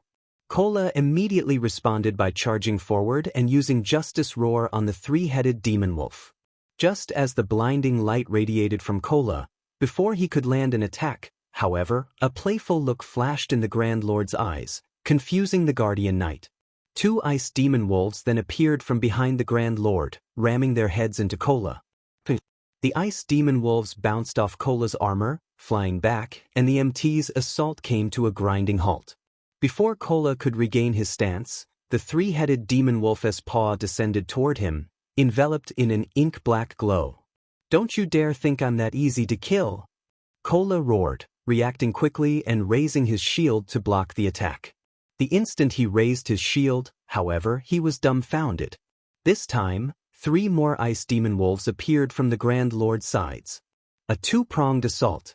Despite the fact that demonic creatures shouldn't possess much intellect, these demon wolves knew how to work together to launch complicated assaults. Moreover, their coordination was simply perfect. They had executed their strategy with flawless timing. Not even players could pull off such a tactic. It was as if these demon wolves had practiced relentlessly to deal with him specifically. Just as Kola thought all hope was lost, an ice wall rose up around him. Boom! The wall shook violently when the 3-headed demon wolf and 3 ice demon wolves collided with it, but it held steady. Stunned, Aqua Rose and the others glanced toward the origin of the ice wall's mana. None of them had been able to react to the demon wolves' attacks in time to save Kola, but someone had cast ice wall around the MT just before the 4 monsters' attack landed. The ice wall was only a tier 2 spell, yet it had even stopped the Grand Lord-ranked 3-headed demon wolf. It was unbelievable. Locating the caster, the team stared at Versailles, the elderly man behind Sherfong. However, to their surprise, there wasn't a magic array around the NPC or the crystalline staff he wielded, yet he had created the ice wall. When players cast spells, they first needed to form the necessary magic array. Even instantaneous spells required arrays to cast, and all magic arrays took time to form. Although instantaneous spells arrays manifested much faster, time was still needed for their completion. Versailles, however, had cast the Tier 2 ice wall without any magic arrays as if the spell had taken shape with a thought. Moreover, his ice wall was astonishingly powerful. Enraged, the 3-headed demon wolf glared at Versailles. All 3 of the Grand Lord's heads opened their maws, and a 2-fold magic array began to form beneath the monster's feet. After a brief pause, the 3 wolf heads spat a frightening storm, resembling a hurricane, which threatened to devour everyone in the area. No one had any time to dodge the attack. In response, Versailles lifted his free hand and summoned a rock wall, isolating them from the 3-headed demon wolf. The powerful storm attack didn't even shake the rock wall. Even after exhausting its energy, the storm only cleaned the wall of loose dirt. Kola and the others were flabbergasted. That attack had undoubtedly been a Tier 3 curse. Including the fact that the 3-headed demon wolf was a level 124 Grand Lord, the attack rivaled a full-powered hit from a level 120 mythic monster, yet Versailles had effortlessly blocked it. Meanwhile, the Tier 4 NPC summoned stone spikes beneath the other 2 3-headed demon wolves, who were preparing a long-range ambush, and broke the other Grand Lord's concentration. A Tier 4 NPC is actually this strong? Aqua Rose was utterly baffled as she watched. She had thought Sherfong was overestimating Versailles, who was only a level 112 secret silver guard. He might be a Tier 4 NPC, but fighting this formidable demon wolf army should still give him some trouble. But after witnessing Versailles' performance, she understood why Sherfong thought so highly of the elderly NPC. Versailles had instantly cast 3 spells to interrupt the 3 Grand Lords' attacks. In other words, he could triple instant cast. Moreover, all 3 of his spells were incredibly powerful, despite their low tier. Versailles was on a completely different level than the Tier 4 NPCs she had encountered before. Everyone be more careful. Although we have Versailles protection, it isn't foolproof. These demon wolves are extraordinary. Not only are they incomparably cunning, but they also know how to take advantage of all sorts of opportunities. You need to be vigilant at all times, Sherfong warned, chuckling when he saw his teammates' surprise. Any NPC that could reach Tier 4 was a dragon among men. These individuals could protect entire cities without help. How could any of them possibly be weak? Moreover, humans at Tier 4 were completely different from monsters at the same tier.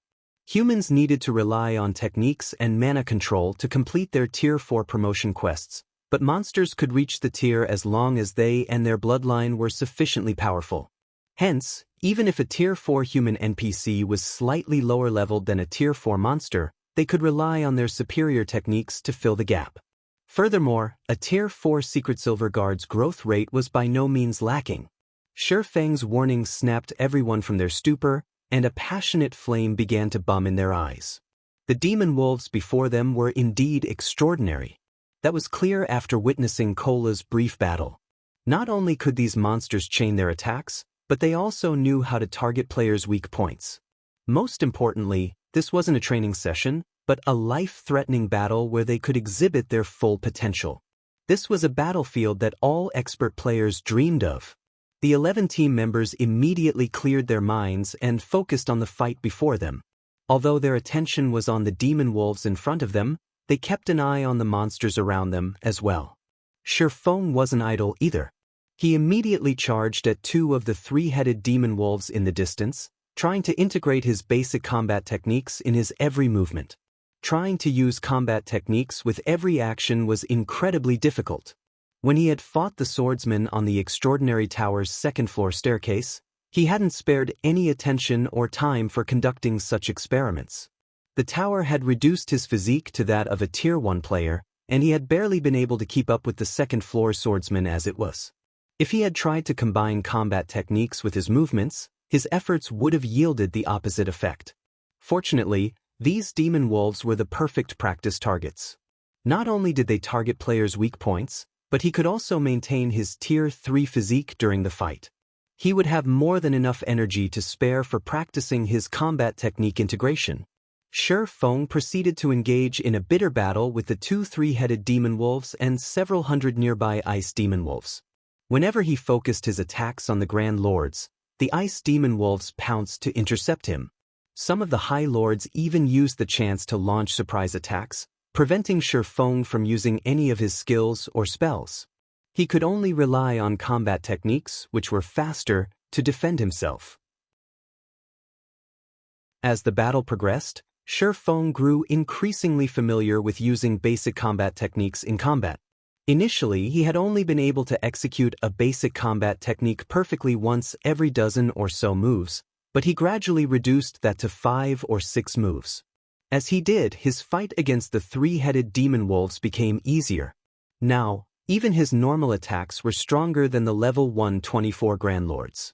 In fact, Shifeng began to gain the advantage against the 2 3-headed demon wolves and several hundred ice demon wolves as the battle continued.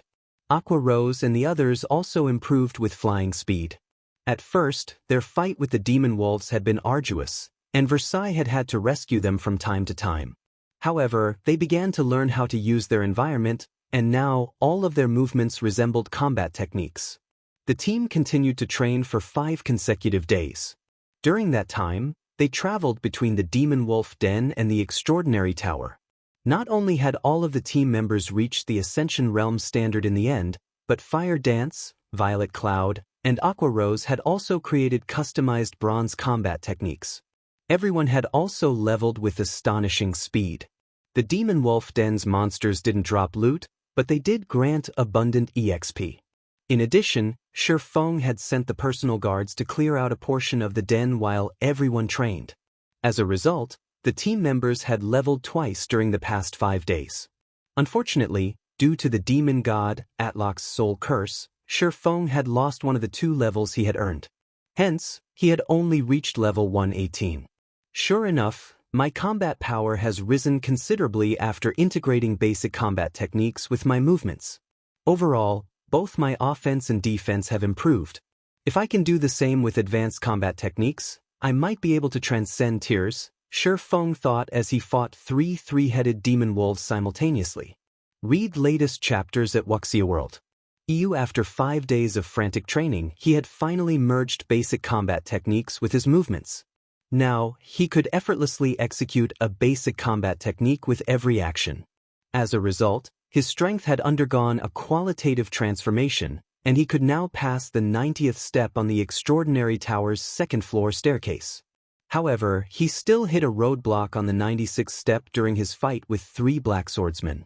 If he wished to defeat them, he'd have to become as powerful as the black swordsmen, integrating advanced combat techniques in his movements. Unfortunately, the feat was too difficult to accomplish as he was. Advanced combat techniques consumed a lot more stamina and concentration than basic combat techniques. They were also far more complex. Executing an advanced combat technique normally was already a challenge. Trying to use one with every action was beyond Shifeng right now. Guild leader, we're almost out of time. If we don't hurry to the Western continent now, Wonder won't make it for the family competition, Aqua Rose announced when she realized Shifeng was engrossed in his fight. It's already time? Shifeng felt as if time had passed too quickly. All right, let's get ready to return then. Chapter 2600, Monstrous Upstarts West Continent, Frost Hills, Azure City. As a guild city in a level 90 neutral map, Azure City played a transitional role for many of the Winter Empire's players as they prepared to travel to level 100+ maps. Including the fact that the city's ruling guild, the Azure Chamber of Commerce, was one of trade and business, the city had become the largest trade hub in the Empire. Many players and powers traveled to Azure City on business, and the city enjoyed easily over 5 million visitors per day. A long line of players had formed at the city gates, waiting to enter, and from time to time, they saw gigantic flying mounts pass overhead, making the ordinary players in line jealous. Azure City is amazing. I've never seen flying mounts in other guild cities, yet so many have passed by while I've been in line. An independent, level 103 berserker exclaimed as he watched a 2-headed vulture soar past. There are usually quite a few flying mounts coming and going from Azure City every day, but there seem to be far more today.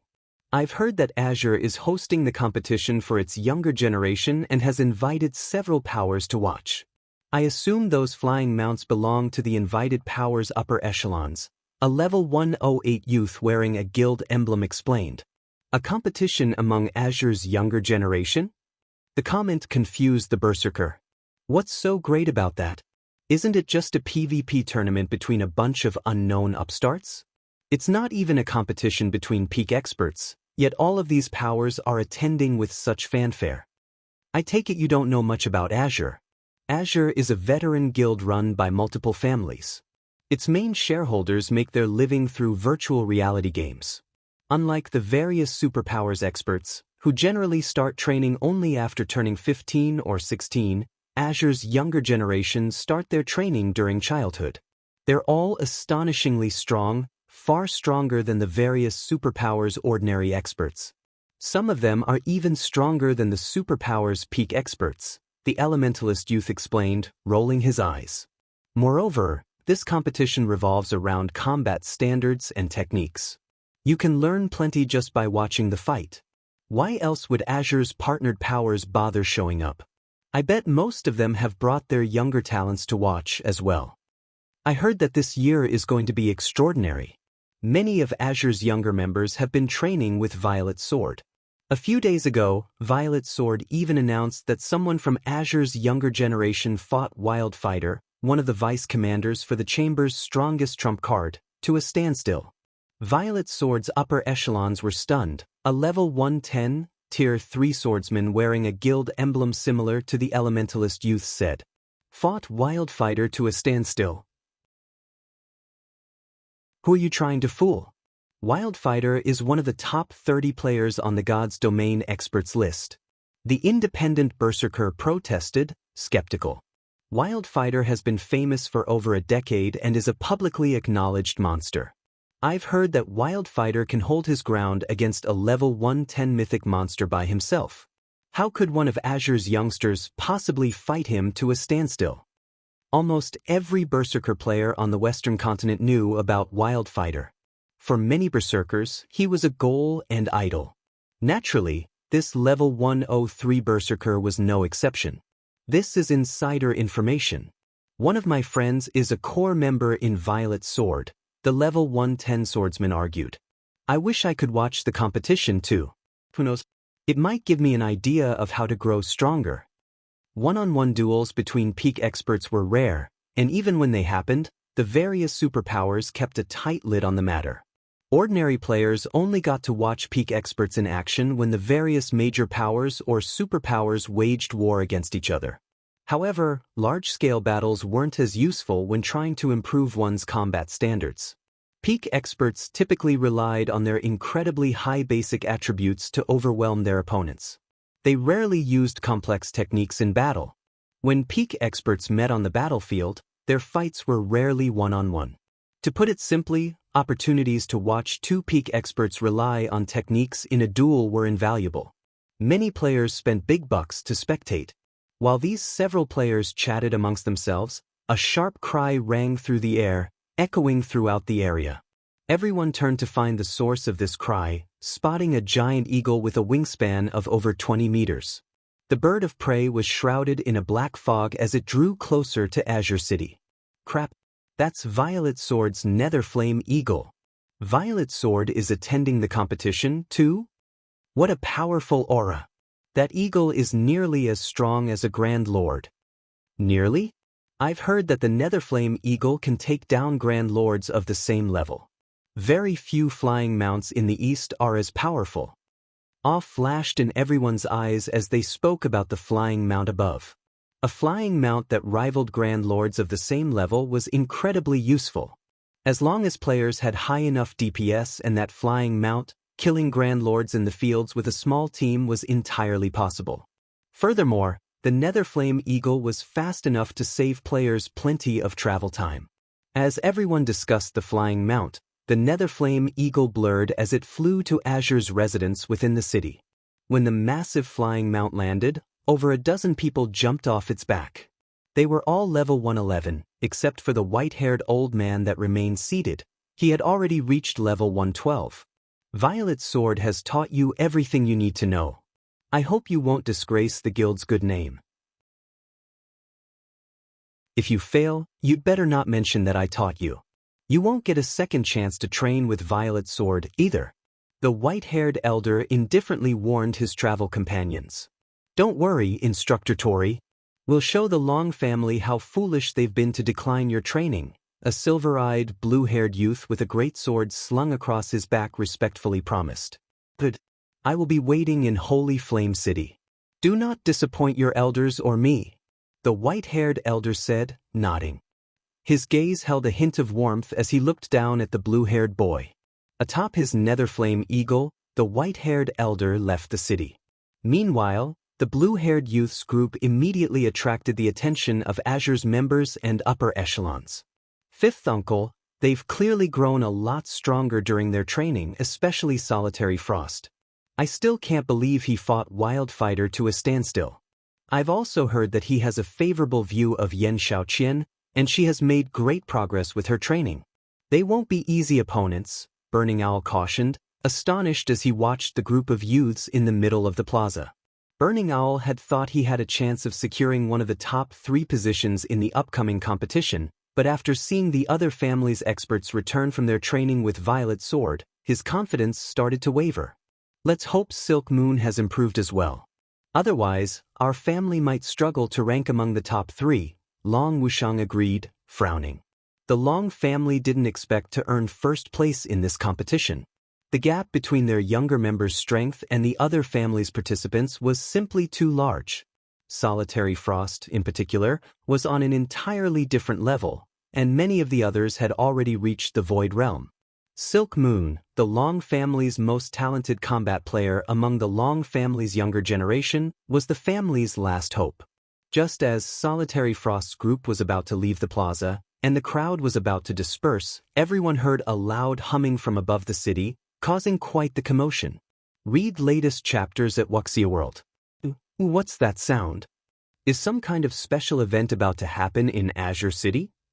Everyone was curious about the humming sound, with many players emerging from hotels and bars to get a better look at its source. When everyone found the sound's origin, however, they were all dumbfounded. 100-meter-long, steel behemoth flew toward the city as they watched. What's going on? Is that a flying ship?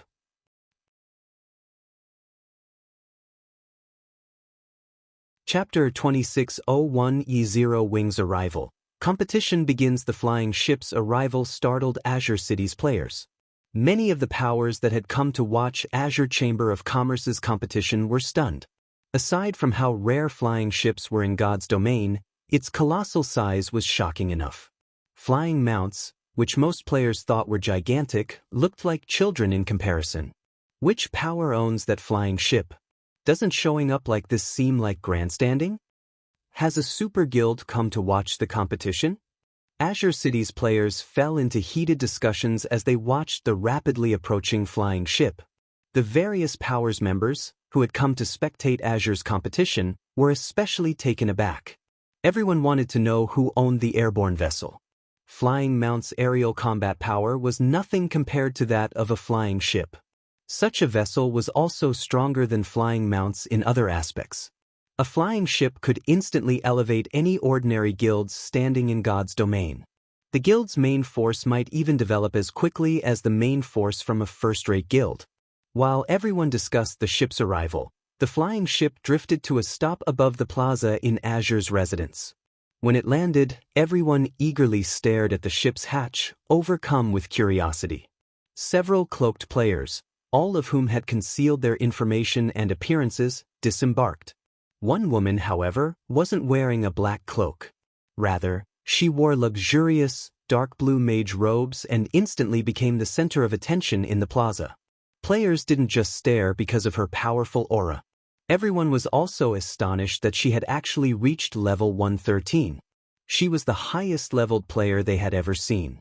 The white-haired elder from Violet Sword had already reached level 112, yet this woman surpassed him by one level. She was obviously an extraordinary expert. Silent Wonder? Isn't she from the Long family?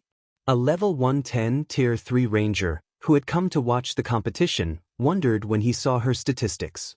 Since when did the Long family have a relationship with such an astounding power?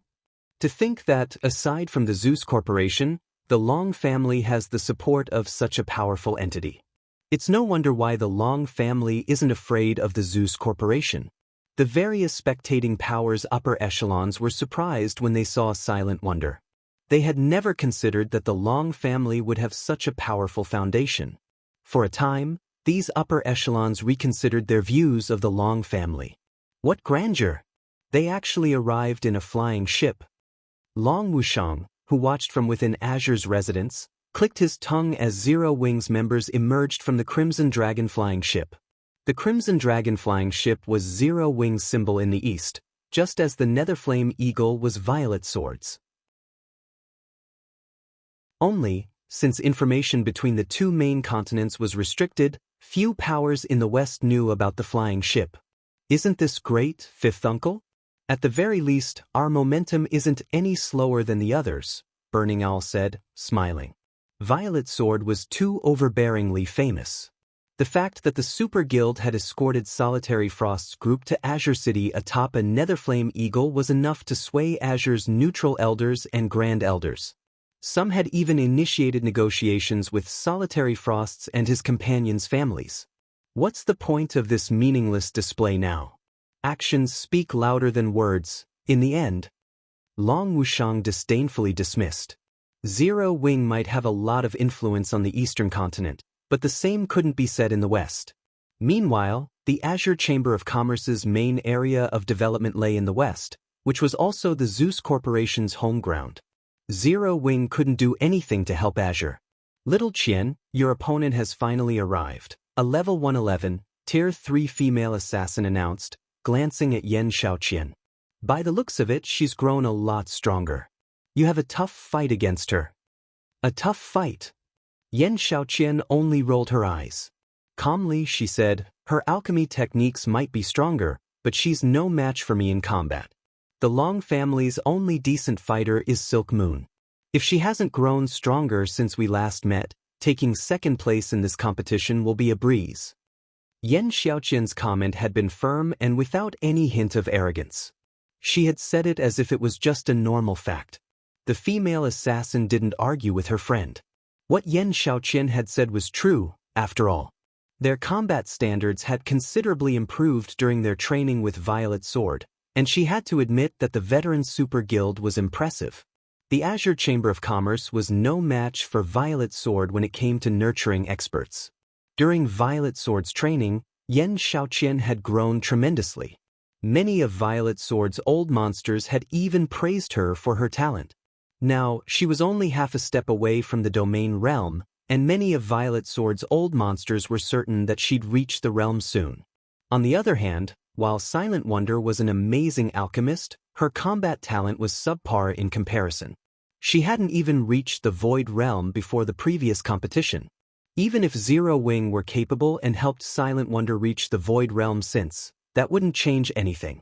Even between Void Realm experts, there was a massive difference in strength.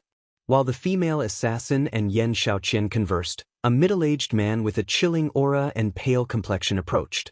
This man was Duan Hanshan, the strongest member of the Duan family's second generation. Xiaoqian, I'm afraid you'll be disappointed this time. We just received news that Silk Moon won't be attending the competition for some reason. Nobody can get in touch with her. The entire Long family is panicking over the matter, Duan Hanshan interjected. Silk Moon isn't coming? Doesn't that mean the Long family is finished? The female assassin asked. Silk Moon was the Long family's last hope of securing one of the top 3 positions in this competition. If she had succeeded in earning one of those positions, the Long family would have retained its reputation. However, now that Silk Moon couldn't make it, the Long family had a bleak future ahead.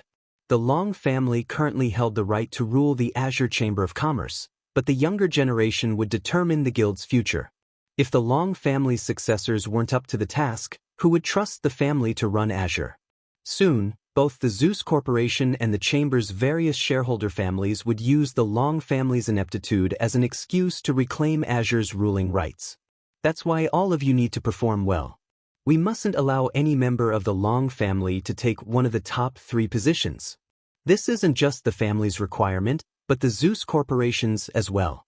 As long as you succeed, you will all have another opportunity to train with Violet Sword, Duan Hanshan said seriously. Read latest chapters at Wuxia World. You, top 3? Doesn't that only leave Burning Owl as a threat? The female assassin surmised, turning to look at the distant Burning Owl, who wore an ugly expression. Burning Owl was undoubtedly a peak expert. None of them had been a match for his combat standards in the past, but after training with Violet Sword, the 5 individuals from the various shareholder families had joined the ranks of peak experts. Moreover, they had engaged in live combat against a large number of Violet Sword's peak experts. If Burning Owl was their only opponent, the group had a high chance of securing all 3 top positions in this competition. Once they succeeded, they'd all be able to return to Violet Sword, making this an incredibly valuable opportunity. Their training with Violet Sword had cost a lot of manpower and resources, a cost that the Azure Chamber of Commerce couldn't currently afford. If not for the Zeus Corporation's request, Violet Sword wouldn't have bothered training them at all. Time is almost up. Let's head to the arena, Duan Hanshan said after taking a look at the time. He then led Yen Xiaoqian and the female assassin toward the battle arena in the heart of Azure City.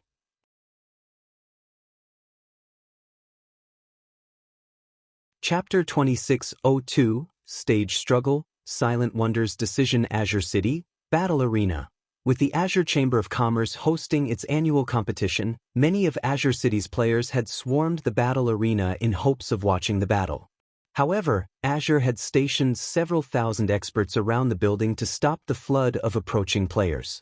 Azure had no intention of allowing uninvited players to view the competition. As the various invited powers entered the battle arena, the uninvited public grew envious. Although Azure City's battle arena was much smaller than the one in Stone Forest City, its interior had been magnificently decorated. Even Shifeng was a little impressed as he entered the building's main lobby. The main lobby had been paved with mana ore, and the instant he stepped inside, the mana he felt was considerably denser than outside. Moreover, artisans had carved all sorts of images into the lobby's walls. These engravings might not seem special to ordinary players, but players who knew combat techniques would easily recognize them. Every engraved image depicted a different combat technique. Of course, these combat techniques were incomplete. Learning techniques from these engravings would be many times more difficult than learning them from complete legacies. It would take an absolute genius to learn anything from these carved walls. From what Feng could tell, anyone that mastered these incomplete combat techniques would gain a massive strength boost. Most of these incomplete techniques were advanced rank or higher.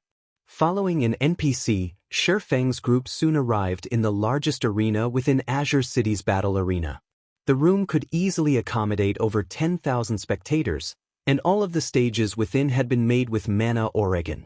On these stages, players would be able to exhibit extraordinary combat power, making their fights far more interesting. By the time Feng's group reached their seats, most had already been filled. The majority of the spectators were either talented newcomers from the various powers or Azure's core members. Excitement filled the air as everyone watched Azure's younger members approach the center stage, one after another. We already know who's taking first place, but I wonder who will earn second place? I think Vice Guild leader Burning Owl from the Long family has a high chance.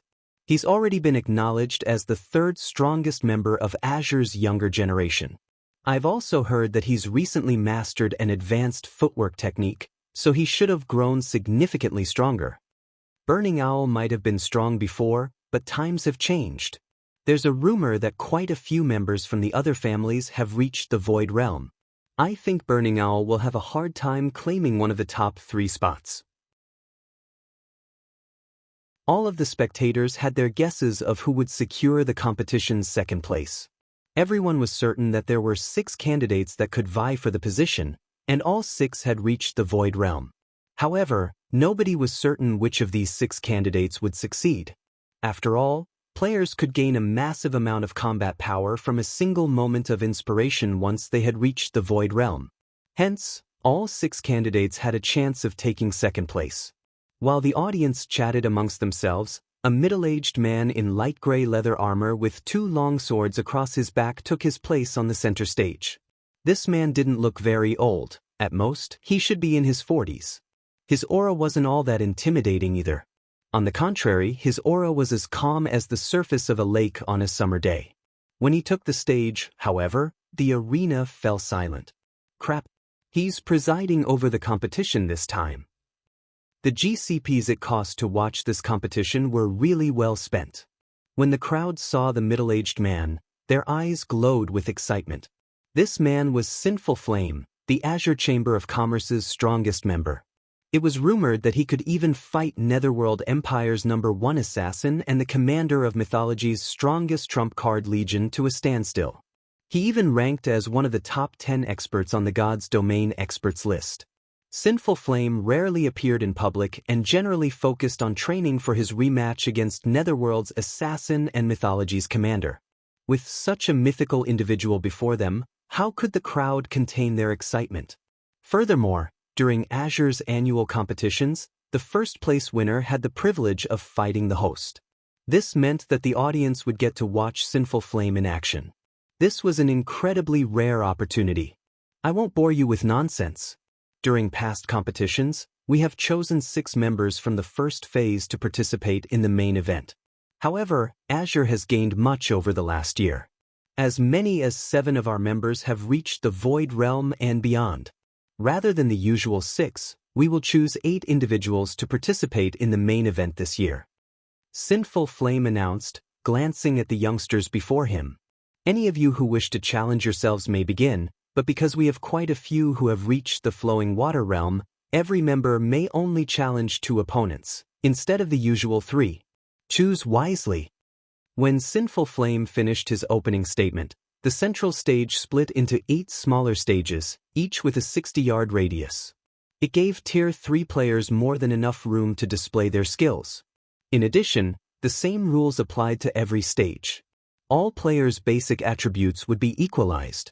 This would ensure that the fighters had to rely on their combat standards to win. Once the 8 stages settled in place, Solitary Frost and the other Void Realm or higher experts split up, choosing a stage. The other members from the various families hesitated to approach the 8th stage, however. Solitary Frost's team of 7 clearly had incredibly high combat standards, but the rest of the participating members had only reached the flowing water realm. Challenging these 7 would only result in one outcome: defeat. None of them were foolish enough to waste their 2 challenge opportunities. If they took the 8th stage, however, they'd be forced to face numerous opponents. While they might be able to secure consecutive wins, every battle would expose more of their strength. This, in turn, would reduce their chances of winning. Why isn't anybody taking the 8th stage? Sinful Flame demanded. Aside from the usual rewards the guild has prepared for the top 3 victors, the Zeus Corporation has promised to send the top 8 fighters to train in Violet Sword's magical secret land. You should all cherish this opportunity. Read latest chapters at Wuxia World. EU. With that, excitement flashed in the participating players' eyes. Violet Sword occupied a magical secret land that came with a training ground that had survived since ancient times. Although training in this secret land wouldn't be as beneficial as their prior training with Violet Sword, it could help players rapidly improve. If they could spend some time in that secret land, breaking through to the Void Realm would be entirely possible. They might even become an elder in the guild.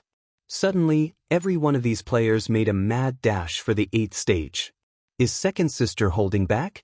Burning Owl wondered in confusion as he glanced at Silent Wonder, who remained still even after the announcement. While everyone fought over the final stage, Silent Wonder turned and walked toward the first stage, where Solitary Frost waited.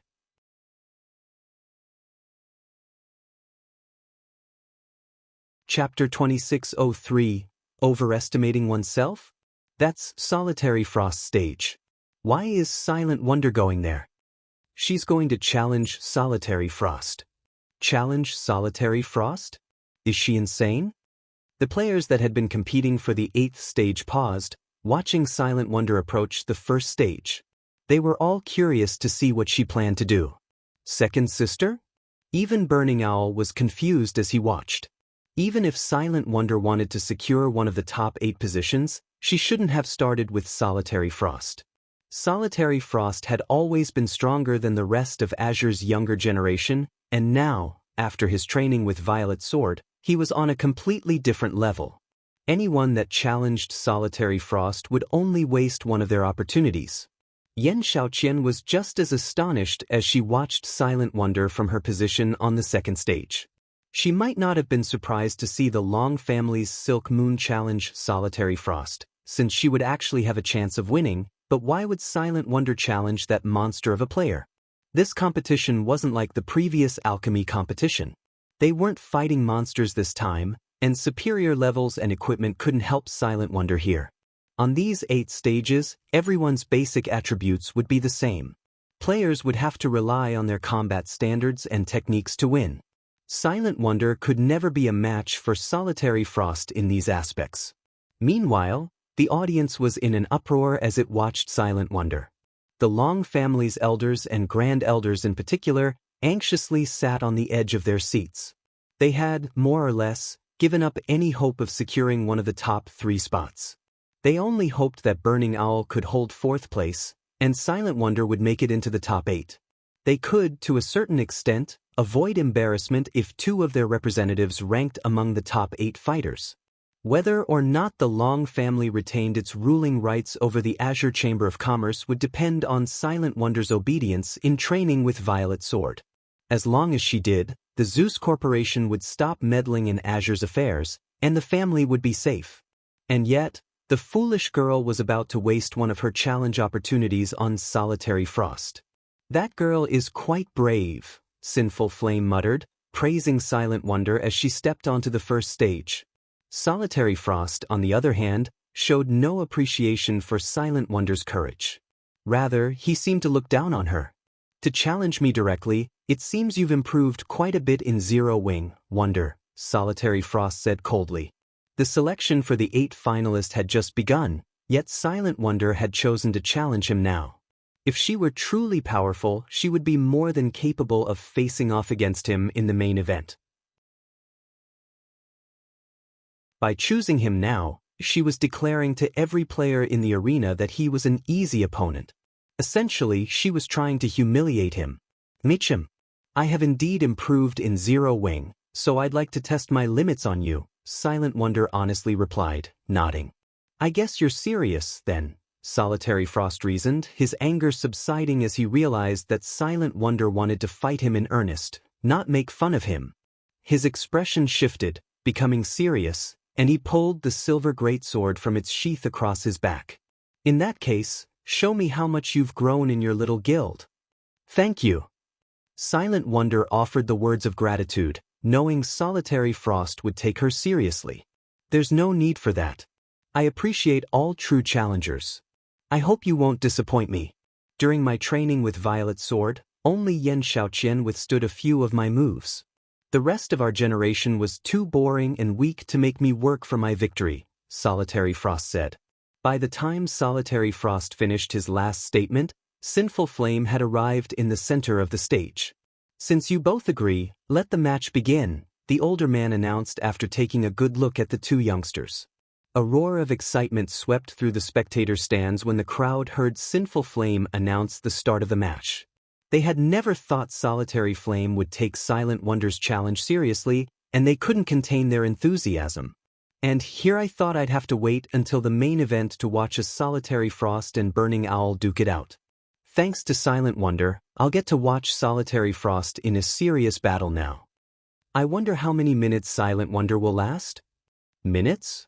Aren't you giving her a little too much credit? I doubt even Burning Owl will last more than 10 moves against Solitary Frost. The various Powers members had heard plenty about Solitary Frost.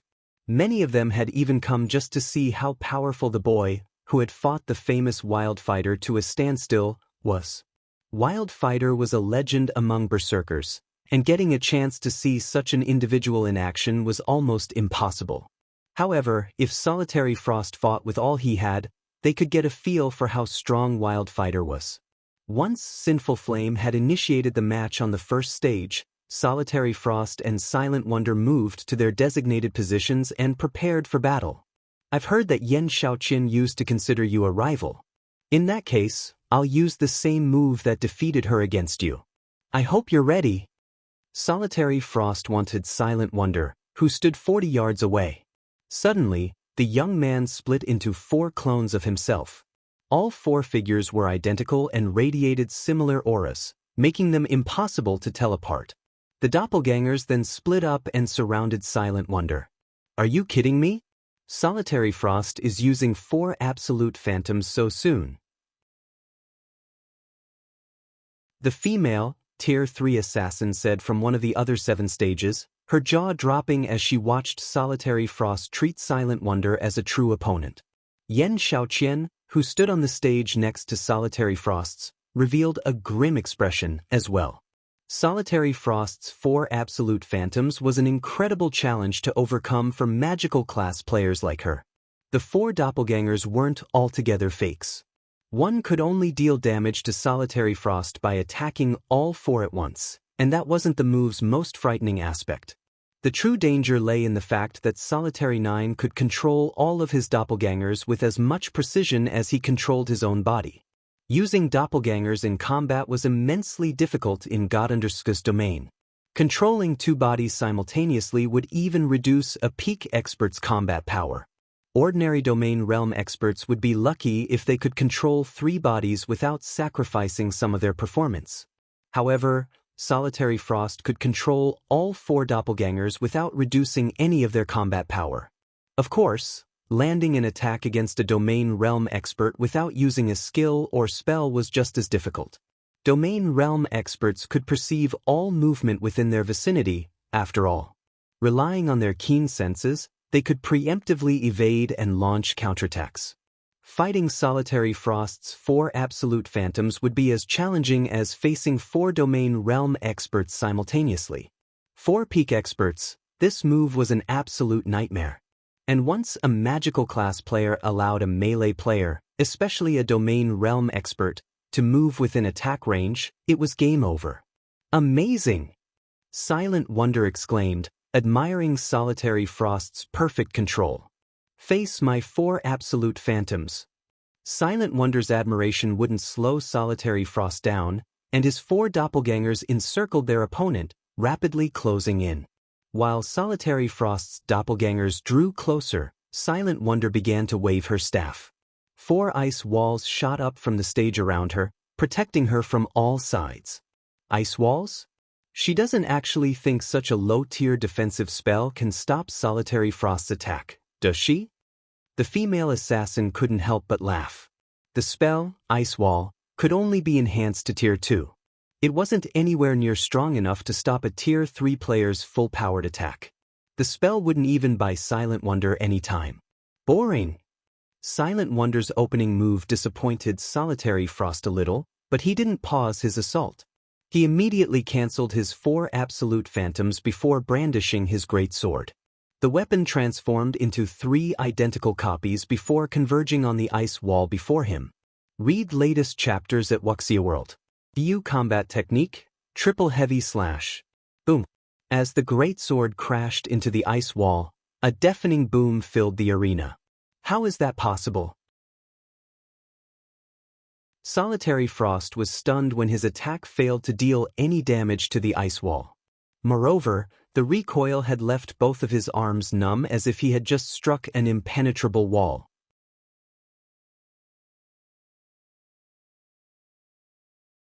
Chapter 2604, Fully Unlocked Mana Body. The audience was befuddled when they saw Solitary Frost's attack come to a grinding halt. It didn't break? But isn't it only a Tier 2 defensive spell? Did Solitary Frost mess up his attack? The players in the spectator stands were all extremely familiar with the spell, Ice Wall.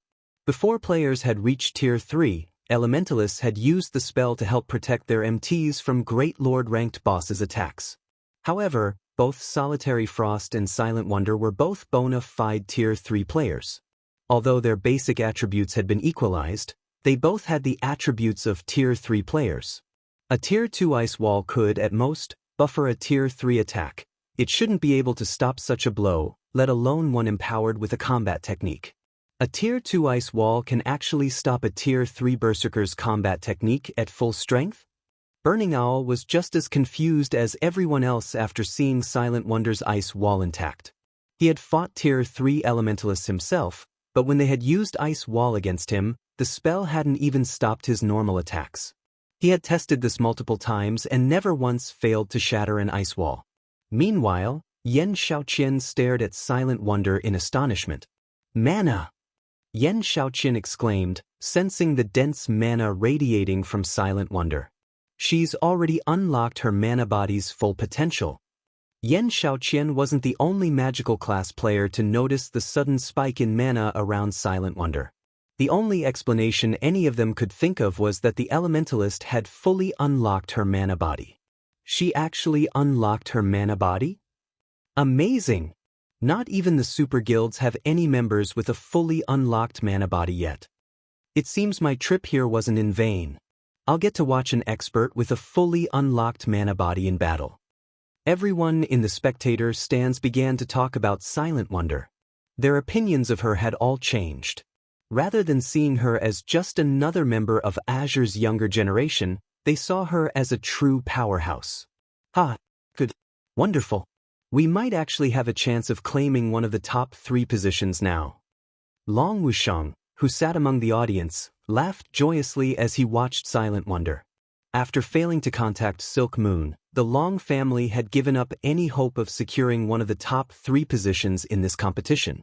Now that they knew Silent Wonder had unlocked her mana body's full potential, however, securing one of those spots was almost certain. There was a massive strength difference between an expert with a fully unlocked mana body and one without. Tier 3 experts with fully unlocked mana bodies were almost half a tier stronger than ordinary Tier 3 experts. Every participant in this competition, excluding Solitary Frost, had, at most, reached the Void Realm. Although Silent Wonder had only reached the half-step Void Realm standard, she could easily defeat Void Realm experts with this advantage. Not even Yen Xiaoqian, who was only a step away from the Void Realm, would be a match for her. You fully unlocked your mana body? Solitary Frost's fighting spirit flared, a passionate flame dancing in his eyes, when he looked at Silent Wonder behind the ice walls. It's no wonder why you were bold enough to challenge me. I've never fought an expert with a fully unlocked mana body, so show me how powerful it truly is. The Berserker raised his great sword and leaped into the air, aiming for the one area where Silent Wonder didn't have an ice wall's protection. Advanced Combat Technique, 7 consecutive flashes. The great sword transformed into 7 streaks of light, covering the entire area within the ice walls and leaving Silent Wonder no room to dodge. In response, Silent Wonder used Blink, immediately appearing 30 yards away and evading Solitary Frost's attack. With a wave of her staff, she then summoned over a dozen magical arrays around her opponent.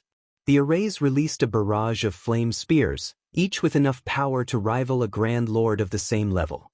As if Solitary Frost had anticipated this move, he tightened his grip on his greatsword and twisted in the air. Tier 3 skill, Berserk Dance. Solitary Frost rapidly rotated in the air, his greatsword leaving arcs of crimson light in its wake that blocked the incoming flame spears. He executed Berserk Dance with over a 90% completion rate even from that position? Is he a monster? Shocked, Burning Owl stared at the crimson sword lights surrounding Solitary Frost. While Tier 3 skills were quite powerful, achieving a high completion rate with them was very difficult.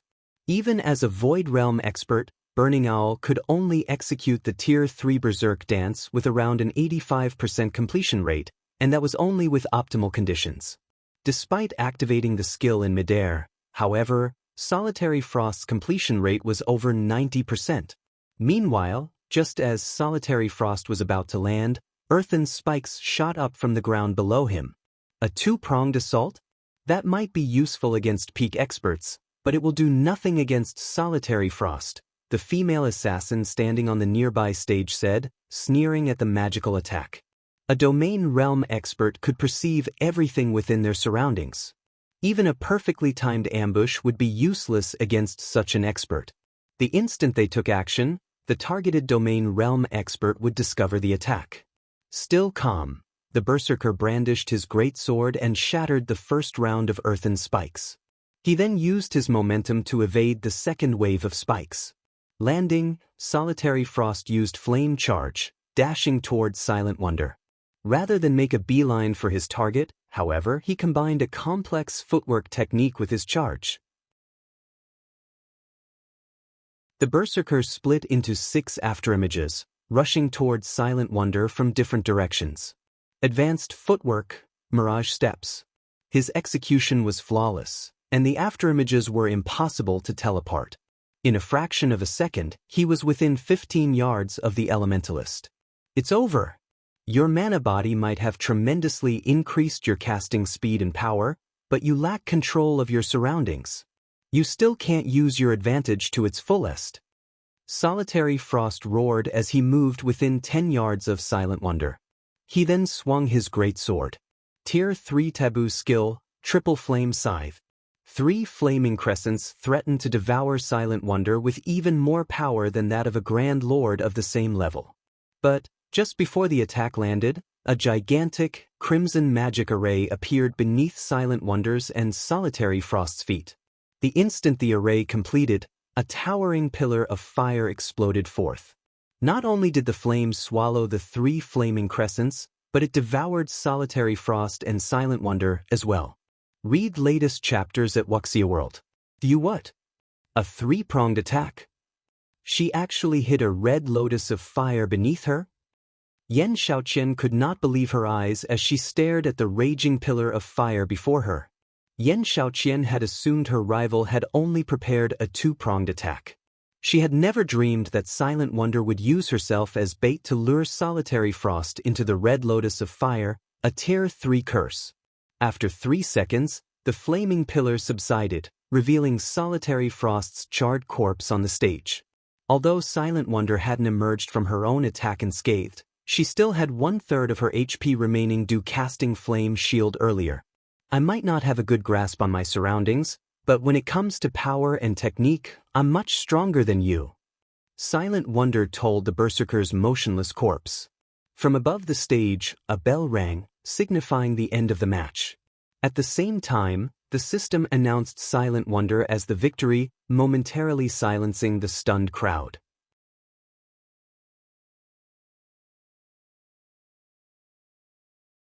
Chapter 2605, Spiritualization Realm appears once more, Solitary Frost lost? This is a joke, right? He even rivals Wildfighter.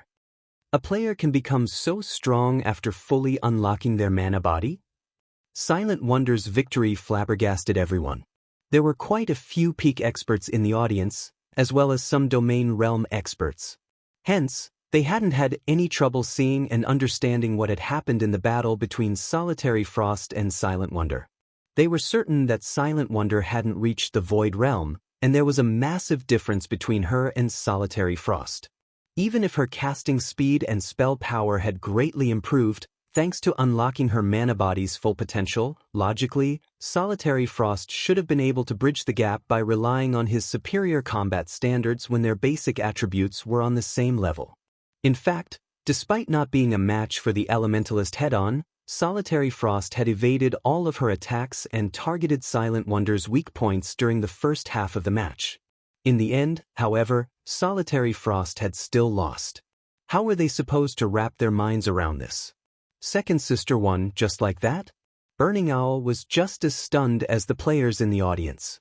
He had thought that even if Silent Wonder was no match for Solitary Frost, no one else among Azure's younger generation could take on his second eldest sister. With her here, the Long family was practically guaranteed to retain its ruling rights in the Azure Chamber of Commerce. But he hadn't actually expected Silent Wonder to defeat Solitary Frost. Now, the other shareholder families had lost any excuse to threaten the Long family's position. Not even the Zeus Corporation would be able to complain about the family. Excellent. Magnificently done. Long Wushang was elated to see Silent Wonder still standing on the first stag. Never dreamed that she'd be capable of launching a three-pronged attack against Solitary Frost. Not even his third eldest brother, Long Xianglong, would have the leeway to execute such a complex tactic against a domain realm expert. Long Wushang had assumed Silent Wonder would lose the match. He had never expected such a pleasant surprise. With this victory, Silent Wonder was now the strongest member of Azure's younger generation. Even if the Long family lost the Zeus Corporation's support, this achievement would ensure that the family wouldn't have to worry about its position in the Azure Chamber of Commerce. Now, the family's position was stronger than ever before. Just how did she manage to pinpoint her environment and opponent's behavior? Yen Xiaoqian muttered, staring at Silent Wonder. As a magical class player herself, Yen Xiaoqian knew Silent Wonder hadn't relied on luck to win the match.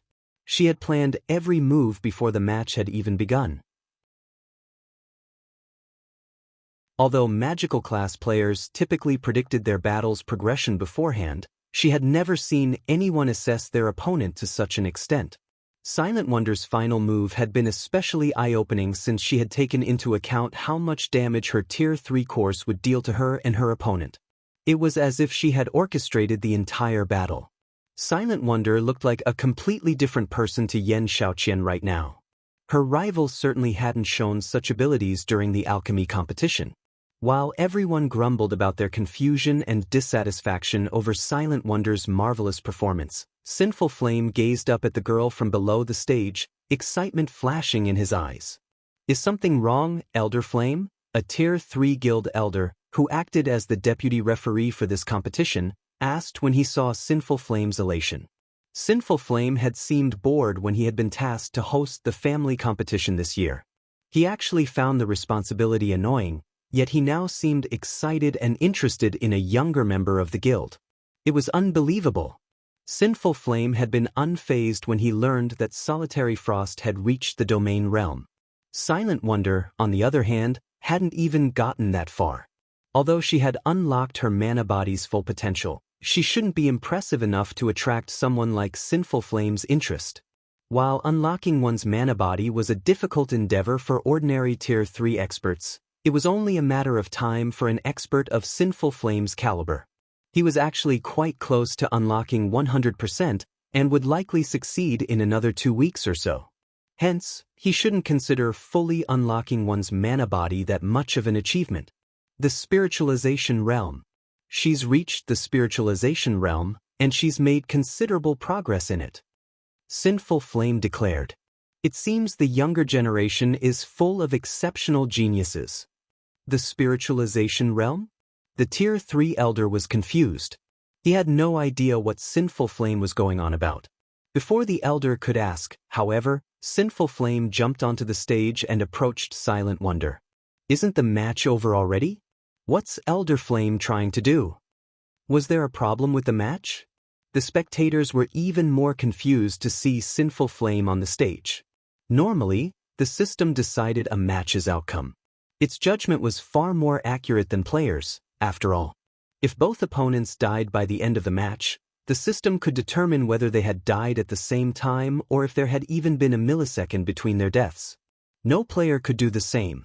This was why players relied on the main God system to judge all matches in God's domain, barring special circumstances. However, the results of Solitary Frost and Silent Wonder's match was clear. There was no chance either of them could have cheated since players weren't allowed to use berserk skills or tools on the stage. Players weren't even allowed to use the additional active skills they gained from their weapons and equipment. Hence, there shouldn't be any dispute over the outcome. However, the crowd began to doubt the fact as they watched the famous Sinful Flame take the stage. He would be able to spot far more details than they could, after all. Sinful Flame doesn't intend to deny the match's result, does he? The situation began to make Long Wushang nervous. We're talking about the system's judgment. Silent Wonder's performance had involved many surprising aspects. If Sinful Flame had seen some peculiarity, his celebration would have been premature. Could she have actually cheated? In contrast, Duan Hanshan was overjoyed to see Sinful Flame interfere. He had thought his hopes of dethroning the Long family were lost, but it seemed that might not have been the case. While everyone discussed the matter in hushed whispers, Sinful Heart turned away from Silent Wonder and addressed the audience. Everyone, you have seen the match's outcome for yourselves, so you all know just how powerful Solitary Frost was. Without a doubt, he is the participant in this competition, Sinful Flame said. Now that Silent Wonder has defeated him, I'm sure you all realize who will win first place. Hence, I have a suggestion. Rather than waste time with the rest of the qualifying matches, why don't we host a more meaningful competition? Indeed, it doesn't make much sense to continue the qualifying matches. Read latest chapters at Wuxia World. Going straight into the main event isn't a bad idea. It's a pity that the first match was the most interesting. My seat isn't even warm, yet the competition is already over. Every player in the crowd nodded, agreeing to Sinful Flame's suggestion. Since Silent Wonder had proven herself stronger than Solitary Frost, the top 8 positions were as good as decided. Continuing the qualifying matches would be pointless. It would be much more interesting to proceed to the Peak Experts matches. Since Silent Wonder is the undisputed first-place winner of this competition, according to our regulations, I will face her later. How would you all feel about watching that match? Sinful Flame asked the crowd once the audience had agreed to his first suggestion.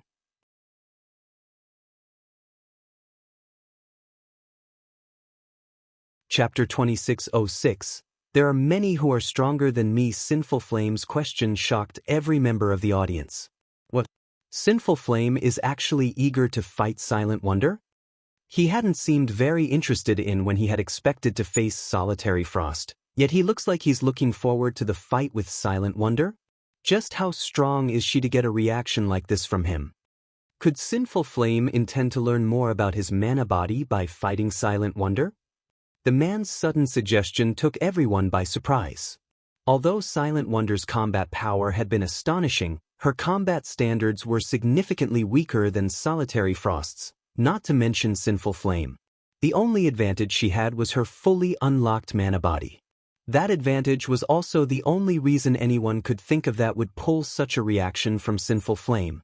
Even now, no one knew how many experts with fully unlocked mana bodies the various superpowers had, if any. Most of the superpowers Tier 3 experts hadn't even begun to unlock their mana bodies. Of course, one might make some progress if they fought a player who had unlocked their mana body's full potential. What is Sinful Flame thinking? He's challenging a junior. Duan Hanshan could only glare at Sinful Flame, furious over the man's spontaneous act. Silent Wonder's victory over Solitary Frost had already boosted the Long family's prestige. The outcome practically ensured the family would retain its right to rule over Azure. By challenging Silent Wonder, Sinful Flame would only elevate the Long family's reputation further. This would definitely drive many of the guild's neutral elders and grand elders to the Long family's side. Meanwhile, Yan Xiaoqian stared from a nearby stage, similarly stunned. How did things turn out like this?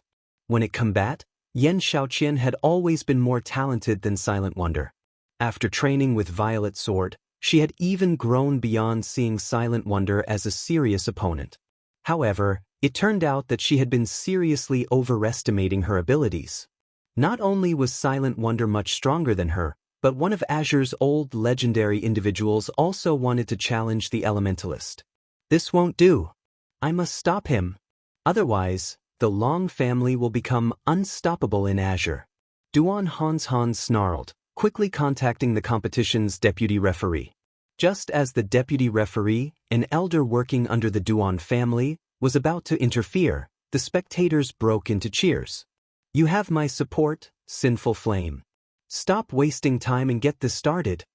While I wouldn't have minded watching Solitary Frost face Sinful Flame, seeing the old man fight an expert with a fully unlocked mana body will be awesome. This is beyond awesome. This will go down in God's Domain's history as a classic match. We'll get to see them pit power against technique. After their momentary shock over Sinful Flame's proposal, the various spectating powers members fervently voiced their support for his decision. Many people even began to shout, demanding Sinful Flame begin his match against Silent Wonder immediately. Since the audience approves, what of our various elders? Sinful Flame asked, turning to address the various shareholder families' elders and grand elders, who were in the midst of trying to stop him. The audience followed his gaze, staring at the elders and grand elders, silencing them into complacency. If they dared to refuse Sinful Flame, they'd have to answer to everyone in the arena. Damn it. Sinful Flame is insane. Duan Hanshan turned ashen when he heard Sinful Flame's nonchalant question. Forget it. Let them fight, a white-haired old man in black robes said as he approached Duan Hanshan. This isn't necessarily a bad thing in any case. Sinful Flame might have raised that little girl standing, but if he kills her instantly, all of the glory the Long family just gained will be forgotten. Realizing the old man was right, Duan Hanshan and the various families' grand elders stopped trying to object. Since Elder Flame and the audience are so eager, this will be simple, Duan Hanshan said after calming down. He then looked at Sinful Flame and said, however, we need Wonder's agreement first. She just finished a match, and I'm afraid fighting a senior such as yourself so soon after. Sinful Flame nodded in response. His goal was very simple. He wanted to fight Silent Wonder. Some things could only be experienced firsthand, after all. He wanted to face the girl at her peak. However, before Sinful Flame could speak up, a crisp voice interrupted him. I'm fine. Besides, I'd actually enjoy a proper fight against Elder Flame to test the extent of my development, Silent Wonder said. Long Wushang, who watched from the stands, began to grow nervous. Why is this girl so foolish? That old ice demon is clearly provoking her. Anxiously, Long Wushang said, this won't do. I need to warn her. Even if the elders gave Silent Wonder some time to recuperate, it wouldn't be long, and even if she recovered all of the stamina and mana she had used during the prior match, her concentration couldn't recover that quickly. In a battle between high-caliber experts, concentration was more important than anything. Without her full concentration, this match might end as quickly as it began. If that happened, the glory Silent Wonder had earned for her family with her last victory would vanish. Long Wushang didn't have enough time to contact Silent Wonder before Sinful Flame returned his attention to the young woman, however. Girl, while your fight with Solitary Frost was short, you expended a considerable amount of your concentration. I wish to fight you at your peak. I don't want to fight just for the sake of winning. I won't fight you in such a state. You best take some time to rest, Sinful Flame calmly said. Please, rest assured, Elder Flame. My match with Solitary Frost hadn't cost much effort. I don't need to rest, Silent Wonder definitively replied. Meanwhile, Solitary Frost, who had just resurrected below the stage, nearly fainted from rage. How arrogant! Silent Wonder was far too cocky. Even the spectating crowd seemed displeased with Silent Wonder's comment. While her match with Solitary Frost hadn't lasted long, it had been a soul-stirring battle, yet Silent Wonder spoke as if she hadn't given it her all. While it's good to be confident, Wonder, I don't want to hear any excuses when you lose too quickly, Duan Hanshan warned her softly. You worry too much, Elder Hanshan. A loss is a loss. I won't offer any excuses. Moreover, I haven't had enough training. There are many people in the guild who are stronger than me, even though we're the same age, so defeat wouldn't be unusual for me, Silent Wonder said. With her statement hanging in the air, the entire arena fell silent. Read latest chapters at Wuxia World. You, Silent Wonder is so already strong, yet she's saying that Zero Wing has members that are even stronger and around the same age? A boast. She must be boasting. The various super guilds don't even have many players that can rival Solitary Frost, much less Silent Wonder. That's right. Zero Wing might be quite famous in the East, but it shouldn't be able to nurture talents as well as super guilds.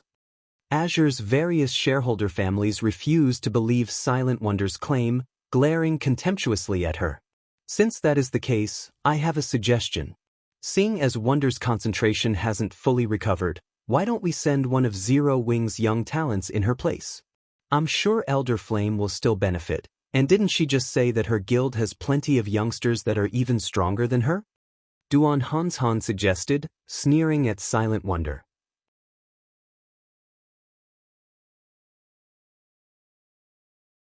Chapter 2607, Zero Wing's Young Talent? When Duan Hanshan finished speaking, the arena fell silent again. None of them had ever dreamed that he'd suggest such a thing. Vicious. Truly vicious. It'll be very hard for Silent Wonder to take back her claim now. It's her own fault for boasting. She actually gave Old Ice Demon a chance to strike. I wonder if she'll stick by what she said? Zero Wing must be freaking out right about now. Azure's various shareholder families snickered at the young woman on the first stage. They acknowledged that she had become much stronger than they were, but excessive bragging was annoying. The family's younger members found it particularly obnoxious. These younger members hadn't had anything against Silent Wonder, but now that she had insulted them, they were eager to watch her make a fool of herself. Meanwhile, excitement shot through the audience like lightning. They couldn't wait to see how Silent Wonder would get herself out of this predicament. This is interesting. Zero Wing is the guild that arrived aboard a flying ship, right? I wonder if Zero Wing is as strong as Silent Wonder claims? If it is, this upcoming match will be quite a spectacle. It's definitely just an empty boast. Silent Wonder will likely fumble as she tries to take back her words. I doubt we'll see a match between Zero Wing and Sinful Flame. Sinful Flame is a legend in the Azure Chamber of Commerce. The fact that he's willing to face one of Azure's up-and-coming talents is already a miracle. He'll likely refuse to fight an outsider. Curious, the audience turned to Sinful Flame. Sinful Flame was quite famous in the virtual gaming world, but he rarely fought other players. The challenge he had issued Silent Wonder was already an incredibly rare opportunity. Trying to convince him to fight an unknown outsider would likely be a major challenge. As everyone expected Sinful Flame to refuse, he turned to Silent Wonder and asked in earnest, "Are you telling the truth?" The crowd turned their gaze to Silent Wonder. This was her chance to retract her previous statement. If she claimed it had been a joke, she could get away with just a little embarrassment, but if she insisted, her prestige would go down the drain. It's true. If Elder Flame doesn't mind, you can challenge one of them, Silent Wonder said, nodding. Everyone shook their heads in disapproval. Sinful Flame had given her an opportunity to save herself, yet she chose to stick with her claim to elevate Zero Wing's reputation. Ha! Xiaoqian, Silent Wonder must really be insane. Does she think Zero Wing is God? Does she think that just any random young talent can fight Elder Flame? The female, Tier 3 assassin said, laughing. However, Yan Xiaoqian, who stood on the stage next to the female assassins, did not respond. She knew that Zero Wing indeed possessed a monster capable of fighting Sinful Flame. That person was Zero Wing's guild leader, Black Flame. Black Flame was an individual that even Adolphe, the light saint of Divine Tribe, had to treat prudently. If Black Flame wished to salvage Zero Wing's reputation, he might actually face Sinful Flame. While Silent Wonder's reply surprised the crowd, Sinful Flame's eyes glowed with excitement. He then turned his gaze toward Zero Wing's members and asked, "May I know if anyone from Zero Wing is willing to take Wonder's place?" Sinful Flame's question hadn't been loud, but every word was laced with determination and power. He was obviously serious, and there was even a hint of anticipation in his tone. What? They're really going to fight? This is interesting. I wonder who Zero Wing will send? I've heard that Zero Wing's guild leader is extremely powerful, despite being relatively young. He is also one of the top 30 experts on the God's Domain experts list. It would be awesome if these two fought each other. The audience was beside itself, all too eager to watch the upcoming match. Everyone looked up to the top 30 experts on the God's Domain experts list. However, most players didn't get the chance to meet these experts, let alone watch a match between two of them. God's Domain was incredibly large, and barring special circumstances, the top 30 experts rarely crossed paths. The various major powers in the spectator stands weren't the only ones curious to see who Zero Wing would send to face Sinful Flame. Duan Hanshan was just as interested. In Duan Hanshan's opinion, the only person Zero Wing could send was Black Flame. During the alchemy competition, Black Flame had shocked everyone with his identity as a Tier 3 Sword King. Even the Long family's Long Xianglong had been forced to admit defeat. Since he had reached Tier 3 far sooner than anyone else, he was incredibly powerful. Based on appearances, Black Flame shouldn't be much older than Silent Wonder. Normally, as Zero Wing's guild leader, Black Flame wouldn't casually take action, but he might accept Sinful Flame's challenge to protect his guild's reputation. He was, after all, the only member of Zero Wing who could put up a fight. During the time the Long family and Duan family wondered if Black Flame would make a move, Shifeng turned to the lithe figure beside him. "Violet, go fight him." "Understood." After a brief conversation, the woman beside Shifeng bounced down from the spectator stands and onto the stage. She radiated the sacred aura unique to clerics. Is Zero Wing looking down on Sinful Flame? They're sending a cleric to fight? Everyone was shocked as they watched Violet Cloud make her way to join Sinful Flame on the stage. They never thought that Zero Wing would pull such a move. Even Azure's various shareholder families were astonished. Zero Wing was insane. While the cleric class played a role in combat, battle wasn't the class's priority. Sending a cleric against Sinful Flame, Azure's publicly acknowledged strongest member, was a mockery. Although Violet Cloud hid her statistics with a black cloak, she didn't bother to conceal her appearance. Everyone could clearly see that she was much younger than Silent Wonder, still a teenager. Not only had Zero Wing sent a cleric to face Sinful Flame, but she was also just a young girl. This was a blatant insult. Zero Wing is dead for sure now. Even if Silent Wonder's boast is true, does the guild have to send such a young lady to fight? Elder Flame must be furious. The female, Tier 3 assassin covered her eyes with a hand. She could bear to watch what would happen next. Sinful Flame had always been a serious fighter, and to improve his skills, he pushed himself so hard that others thought him a lunatic. One could easily imagine how enraged Sinful Flame must be with Zero Wing mocking his strength. The man would definitely vent his anger out on Violet Cloud with a good beating. Read latest chapters at Wuxia World. Sinful Flame chose this moment to release his aura, which burst from him, spreading to his surroundings like a powerful tsunami and threatening to devour all in its path. Even Solitary Frost, who stood below the stage, felt suffocated as he bathed in Sinful Flame's aura. So, this is our guild's strongest expert? Solitary Frost could not help his grin when he sensed the elder man's killing intent. Solitary Frost had assumed that he could put up a good fight, even if he couldn't defeat Sinful Flame. In this competition's matches, the fighter's basic attributes were equalized, after all. It would be a match purely involving combat techniques. However, looking at the man now, it seemed he had merely been dreaming. He'd be lucky if he survived a few moves against Sinful Flame, much less put up a good fight. However, despite sensing Sinful Flame's unrestrained aura, Violet Cloud leisurely walked toward the center of the stage, stopping before Sinful Flame. "Shall we begin?" Violet Cloud asked sweetly.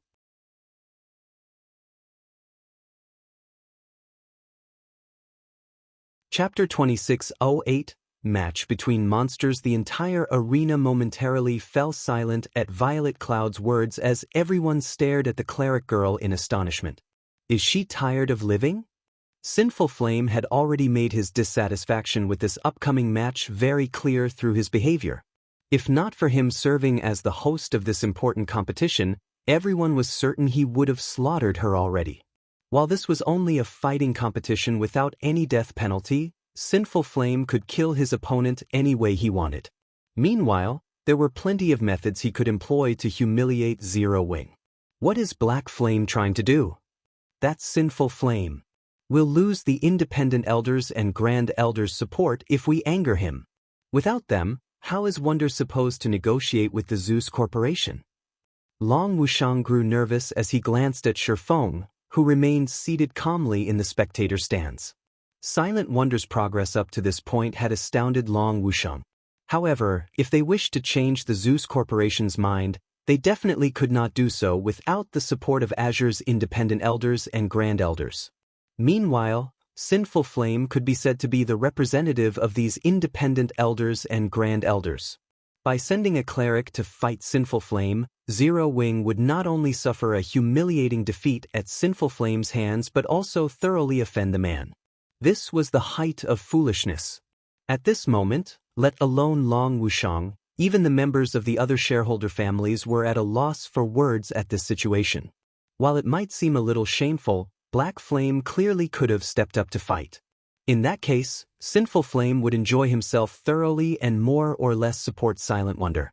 However, as if thinking that it hadn't been arrogant enough, Zero Wing had actually sent a young cleric out.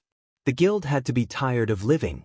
Meanwhile, as everyone was saying a silent prayer for Violet Cloud, Sinful Flame put some distance between himself and the young cleric. "You attack first. I'll give you only one chance. Let me see whether you are as strong as Wonder said. If you turn out to be a sham, I'll let you have a taste of hell."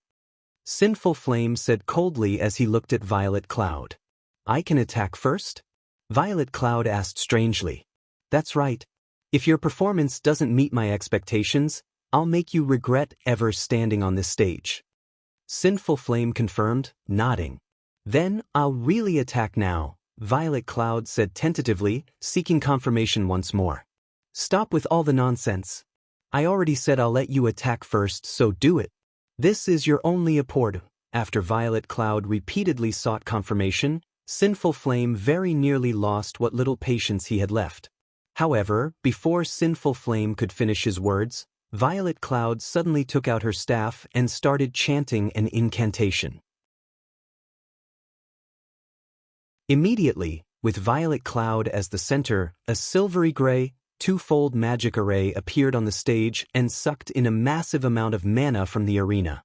After this phenomenon continued for 3 seconds, the ambient mana inside the venue had become distinctly thinner. Before anyone could react to this drastic change, 22 shadow blades appeared around Violet Cloud, rotating around her and making her look like the goddess of darkness incarnate. The cleric also released a frightening aura rivaling that of mythic monsters of the same level. Everyone inside the arena could sense their basic attributes decreasing rapidly. Is she a monster? What kind of domain skill is this? Aside from my basic attributes, I can also feel my physique getting heavily suppressed. It's as if this entire space is rejecting my existence. Everyone was stunned by this situation. After all, Violet Cloud looked nothing like a sacred cleric now but more like the embodiment of darkness. Moreover, everyone could clearly sense that the space within the entire arena currently centered around her. It was as if she could decide the life and death of everything inside the venue with just a thought. Before everyone could properly react to this situation, Violet Cloud looked at Sinful Flame, 40 yards away from her, and said, "I'll start now." After saying so, she lightly waved her staff. The 22 shadow blades immediately transformed into a black hole that shot towards Sinful Flame. Bronze combat technique, spatial smash. In the next moment, everything in the wake of this black hole was reduced into nothingness. The black hole's destructive power was something not even a mythic monster of the same level could receive. A bronze combat technique? How is this possible? When Duan Hanshan saw this scene, he gaped in shock. It was simply impossible for players to exhibit power at the Tier 4 standard just by relying on an ordinary Tier 3 spell. The only explanation for this situation was that Violet Cloud had executed a bronze combat technique. As to why Duan Hanshan assumed the combat technique she used was at the bronze rank instead of the advanced rank, it was because only bronze combat techniques could grant players the power to transcend tiers. However, mastering a bronze combat technique was simply too difficult. In fact, most domain realm experts in the game still hadn't managed to do so. Now, however, a little girl who was only at the Void Realm had actually executed a bronze combat technique successfully. This was simply incredible. At this moment, Solitary Frost was also astonished by this scene. A bronze combat technique. Even until now, he still hadn't managed to master a single bronze combat technique, yet a little girl much younger than himself had. Moreover, Violet Cloud had even executed her bronze combat technique so perfectly. Now, Sinful Flame's only option was to receive her attack directly. There was simply no way he could dodge that attack of hers. Splendid!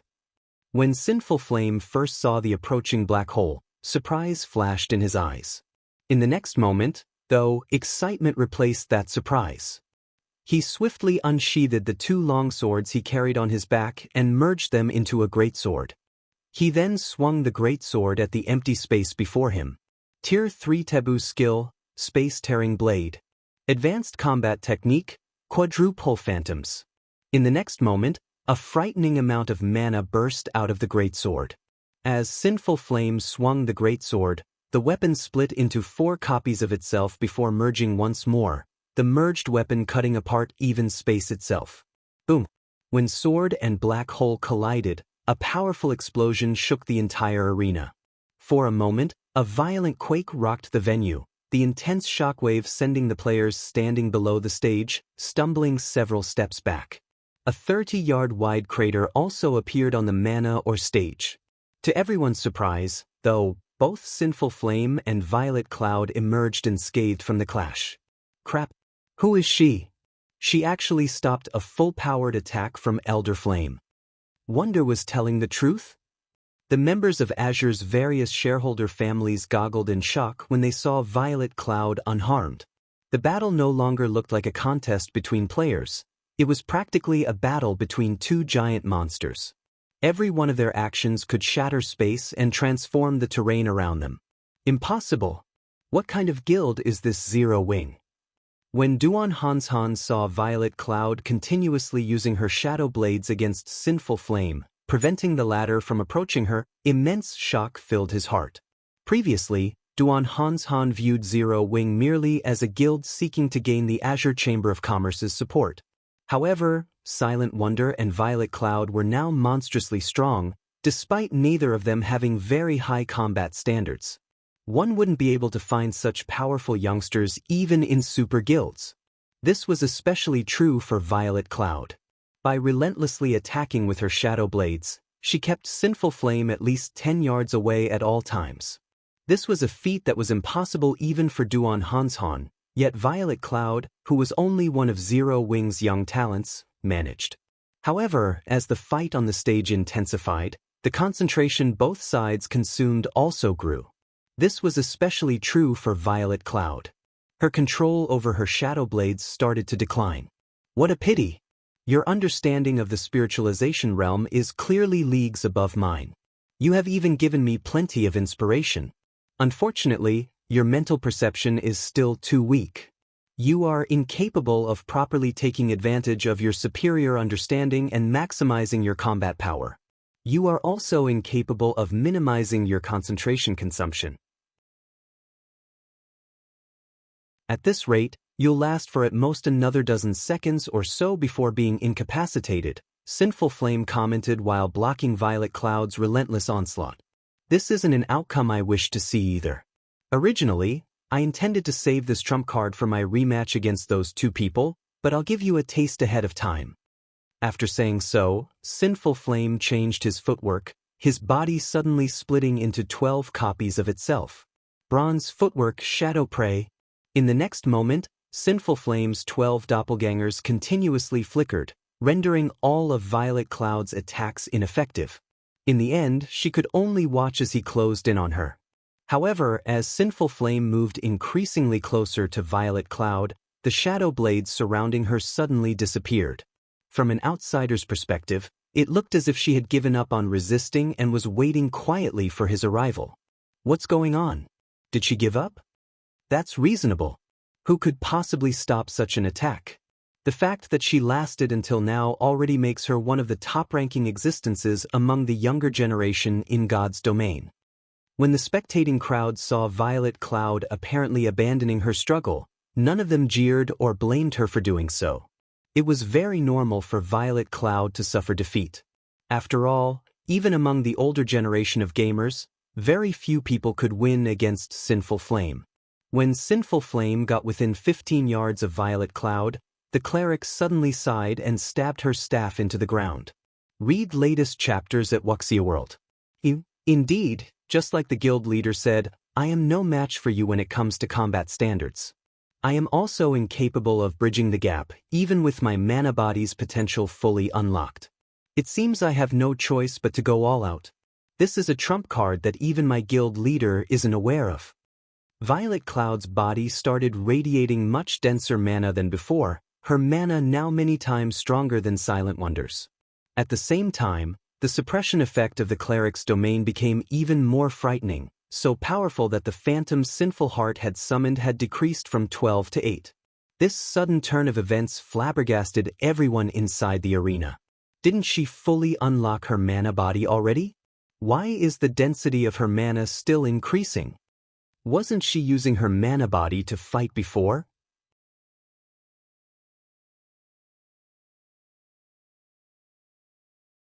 Chapter 2609, Breaking Through the Limits. Upon sensing the powerful torrent of mana spilling forth from Violet Cloud's body, let alone the peanut gallery, even Shifeng, who had been sitting calmly in the spectator stands all this time, revealed a look of astonishment on his face. Mana burst! Violet actually broke through the limits so quickly. Shifeng muttered to himself in shock as he gazed at Violet Cloud, his shock much greater than what anyone else present in the arena felt. Breakthrough? Guild leader, what did Violet break through? Aqua Rose, who had overheard Shifeng's mutterings, could not help asking. From Shifeng's reaction, she deduced that he knew what Violet Cloud had done to become so powerful. At this moment, Aqua Rose wasn't the only person curious about this situation. The other Zero Wing members also turned to Shifeng with eyes wide with interest. They all wished to know what Violet Cloud had done to boost the density of her mana to such an extent, surpassing even that of ordinary Tier 4 NPCs. Violet broke through the shackles of the mana body, surpassing the 100% limit and entering a new realm, Shifeng explained when he saw the looks of anticipation everyone was giving him.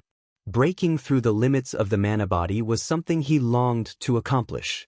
It would improve his chances of completing his Tier 4 promotion quest and the Divine Dragon's Trial. However, he never thought that Violet Cloud would actually beat him to it. He also had to admit that Violet Cloud was truly talented. Her reaching Tier 6 in the past had definitely not been a fluke. She was far more talented than the expert players who had reached Tier 6 with the help of a guild. Guild leader, doesn't the mana body reach perfection after hitting 100% potential? How can it go beyond 100%? Fire Dance asked in astonishment. After her mana body reached 100% potential, Fire Dance had gotten a sense of perfection from it. When she manipulated her mana body and used skills and spells with it, she felt that there was no longer any room for improvement. Hence, she found it truly hard to imagine that she could break through such a state. At this moment, aside from Fire Dance, Gentle Snow, Alluring Summer, Shadow Sword, Cola, and the others were also puzzled. Their mana bodies should have achieved perfection after reaching 100% potential. Even if the mana bodies could still improve, that should only happen after they had broken through the Tier 3 bottleneck and reached Tier 4. I believe some of you have achieved a completion rate beyond 100% when using skills and spells. Similarly, 100% potential is not the end for the mana body, but a new beginning. Only, the difficulty of unlocking a mana body past the 100% threshold is much greater. You can say that not even one player out of 10,000 Tier 3 experts is capable of it, Shifeng explained as he gazed at Violet Cloud with some yearning. Although I don't know how far beyond the limit Violet managed to go, it seems this fight is over. Over? Can Violet win this match? Aqua Rose asked. When she heard Shifeng saying so, she returned her attention to the stage Violet Cloud and Sinful Flame stood on. At this moment, the suppression from Violet Cloud's domain skill had reduced the number of phantoms Sinful Flame created from 12 to 8. This meant a 30% decline in Sinful Flame's combat power at the very least. Even so, Violet Cloud's chances of winning still weren't good. After all, she still had to deal with a considerable number of phantoms. She might be able to slow down Sinful Flame's approach, but she wouldn't be able to stop him from reaching her. Meanwhile, so long as a magical class allowed a melee class to get within attacking range of them, the battle would be as good as over. It might be a different story if Violet Cloud's opponent weren't a melee player but a magical class player instead. In that case, victory would definitely be possible. After all, the mana Violet Cloud currently exuded was incredibly frightening. With such mana, she could exert a powerful influence over the ambient mana around her, making it difficult for nearby magical class players to wield the ambient mana. She would have an overwhelming advantage over her opponent. Unfortunately, not only was Sinful Flame a melee player, but his class was the peak hidden class, Shadow Knight. The Shadow Knight class was like a fusion of the Assassin, Berserker, and Guardian Knight classes. It possessed the agility of Assassins, the strength of Berserkers, and the defense of Guardian Knights. To top it all off, Sinful Flame also had incredibly high combat standards. These were the reasons why Sinful Flame was publicly acknowledged as the strongest player in the Azure Chamber of Commerce. With such an opponent, Aqua Rose found it inconceivable that Violet Cloud could win. After all, stronger mana simply made Violet Cloud's skills and spells more powerful. However, skills and spells that couldn't land on their targets were useless. At this moment, Aqua Rose wasn't the only person with such thoughts. Everyone spectating this fight shared similar thoughts. After all, this was common sense in God's domain. While having powerful mana was indeed helpful to players, this advantage came into play mainly when dealing with monsters. Amazing! You are actually capable of elevating your combat power that much. With just this move, you can confidently seat yourself among the top 3 of God's domain's younger generation. Sinful Flame praised when he saw the eruption of mana from Violet Cloud. However, he did not stop his actions in the slightest. On the contrary, he further sharpened them instead. When Sinful Flame got within 10 yards of Violet Cloud, he split his greatsword into 2 long swords again and brandished them to create over 24 phantom snakes.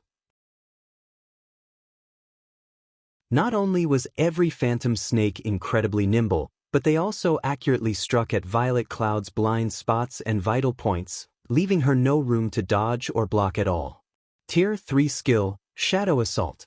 Advanced combat technique, Phantom Snakes. Sinful Flame had perfectly integrated his Tier 3 skill with his advanced combat technique, his attack making it seem as if more than 24 Grand Lords were attacking Violet Cloud simultaneously. Upon seeing this, everyone could not help but gasp. Is he still human? He's actually capable of launching over 24 attacks rivaling the power of a Grand Lord simultaneously. Who could possibly stop that? So, this is Sinful Flame's trademark move, technique integration? If I could learn even a portion of this technique, I would be unbeatable in a kingdom. But that girl from Zero Wing really is amazing. She's forced Sinful Flame to reveal his trademark move time after time. Even if she loses, she'll still rank at the top among God's Domain's younger players. Although the members of the various spectating powers were in awe of Sinful Flame's techniques, they also felt admiration and envy for Violet Cloud. After all, despite her youth, Violet Cloud was pressuring a legendary individual like Sinful Flame. With such talent, Violet Cloud's future would definitely be dazzlingly bright. Given a few more years, she might become a legendary individual herself in the virtual gaming world. Meanwhile, when the 24 or so phantom snakes arrived within 1 yard of Violet Cloud, the cleric finally made a move. Disappear! Violet Cloud commanded in a low tone. Every phantom snake trying to attack her instantly vanished. Before anyone could react to the situation, the dense mana surrounding Violet Cloud transformed into shadow blades once more. This time, however, Violet Cloud had summoned 36 shadow blades. Moreover, every shadow blade left behind a pitch-black wake as they rotated around Violet Cloud. Spatial tears? Impossible! Everyone was stunned at the sight of the shadow blades rotating around Violet Cloud. The power of the shadow blades Violet Cloud summoned previously had merely rivaled that of Grand Lords. Only when she executed a bronze combat technique using the shadow blades had she exhibited power at the Tier 4 standard. However, executing bronze combat techniques consumed a lot of concentration. Hence, Violet Cloud couldn't execute Tier 4 attacks anytime she wanted. She had to wait for an opportunity to land a decisive blow. Now, however, every one of her shadow blades carried power at the Tier 4 standard. The increase to her combat power was simply unfathomable. In other words, even without resorting to a combat technique, Violet Cloud could casually unleash attacks at the Tier 4 standard. Moreover, she now had 36 shadow blades under her command. At this moment, let alone the spectating audience, even Sinful Flame himself could not help being stunned by this situation. During the brief instant Sinful Flame was dazed, the 36 shadow blades surrounded him and stopped just an inch away from him. Now, any strange movement on his part would bring his body into contact with the shadow blades, subjecting him to a Tier 4 attack. Read latest chapters at Wuxia World. However, Violet Cloud did not do anything more. She simply restrained Sinful Flame at his current position and looked at him quietly. You really hid your strength deeply, little girl. All right, I admit defeat, Sinful Flame sighed when he saw that sneaking out of the Shadow Blade's encirclement was impossible. Previously, Violet Cloud could execute only one Tier 4 attack at a time, so he could still put up a fight. Now, however, the young lady controlled 36 Shadow Blades carrying power at the Tier 4 standard. Moreover, judging by the girl's complexion, controlling the blades apparently did not require much concentration. With this, he really had no way to continue fighting. As soon as Sinful Flame admitted defeat, the stage bell rang, signifying the end of the match. Violet Cloud's name was displayed above the stage, along with the word, winner. The entire arena fell silent as everyone stared at Violet Cloud.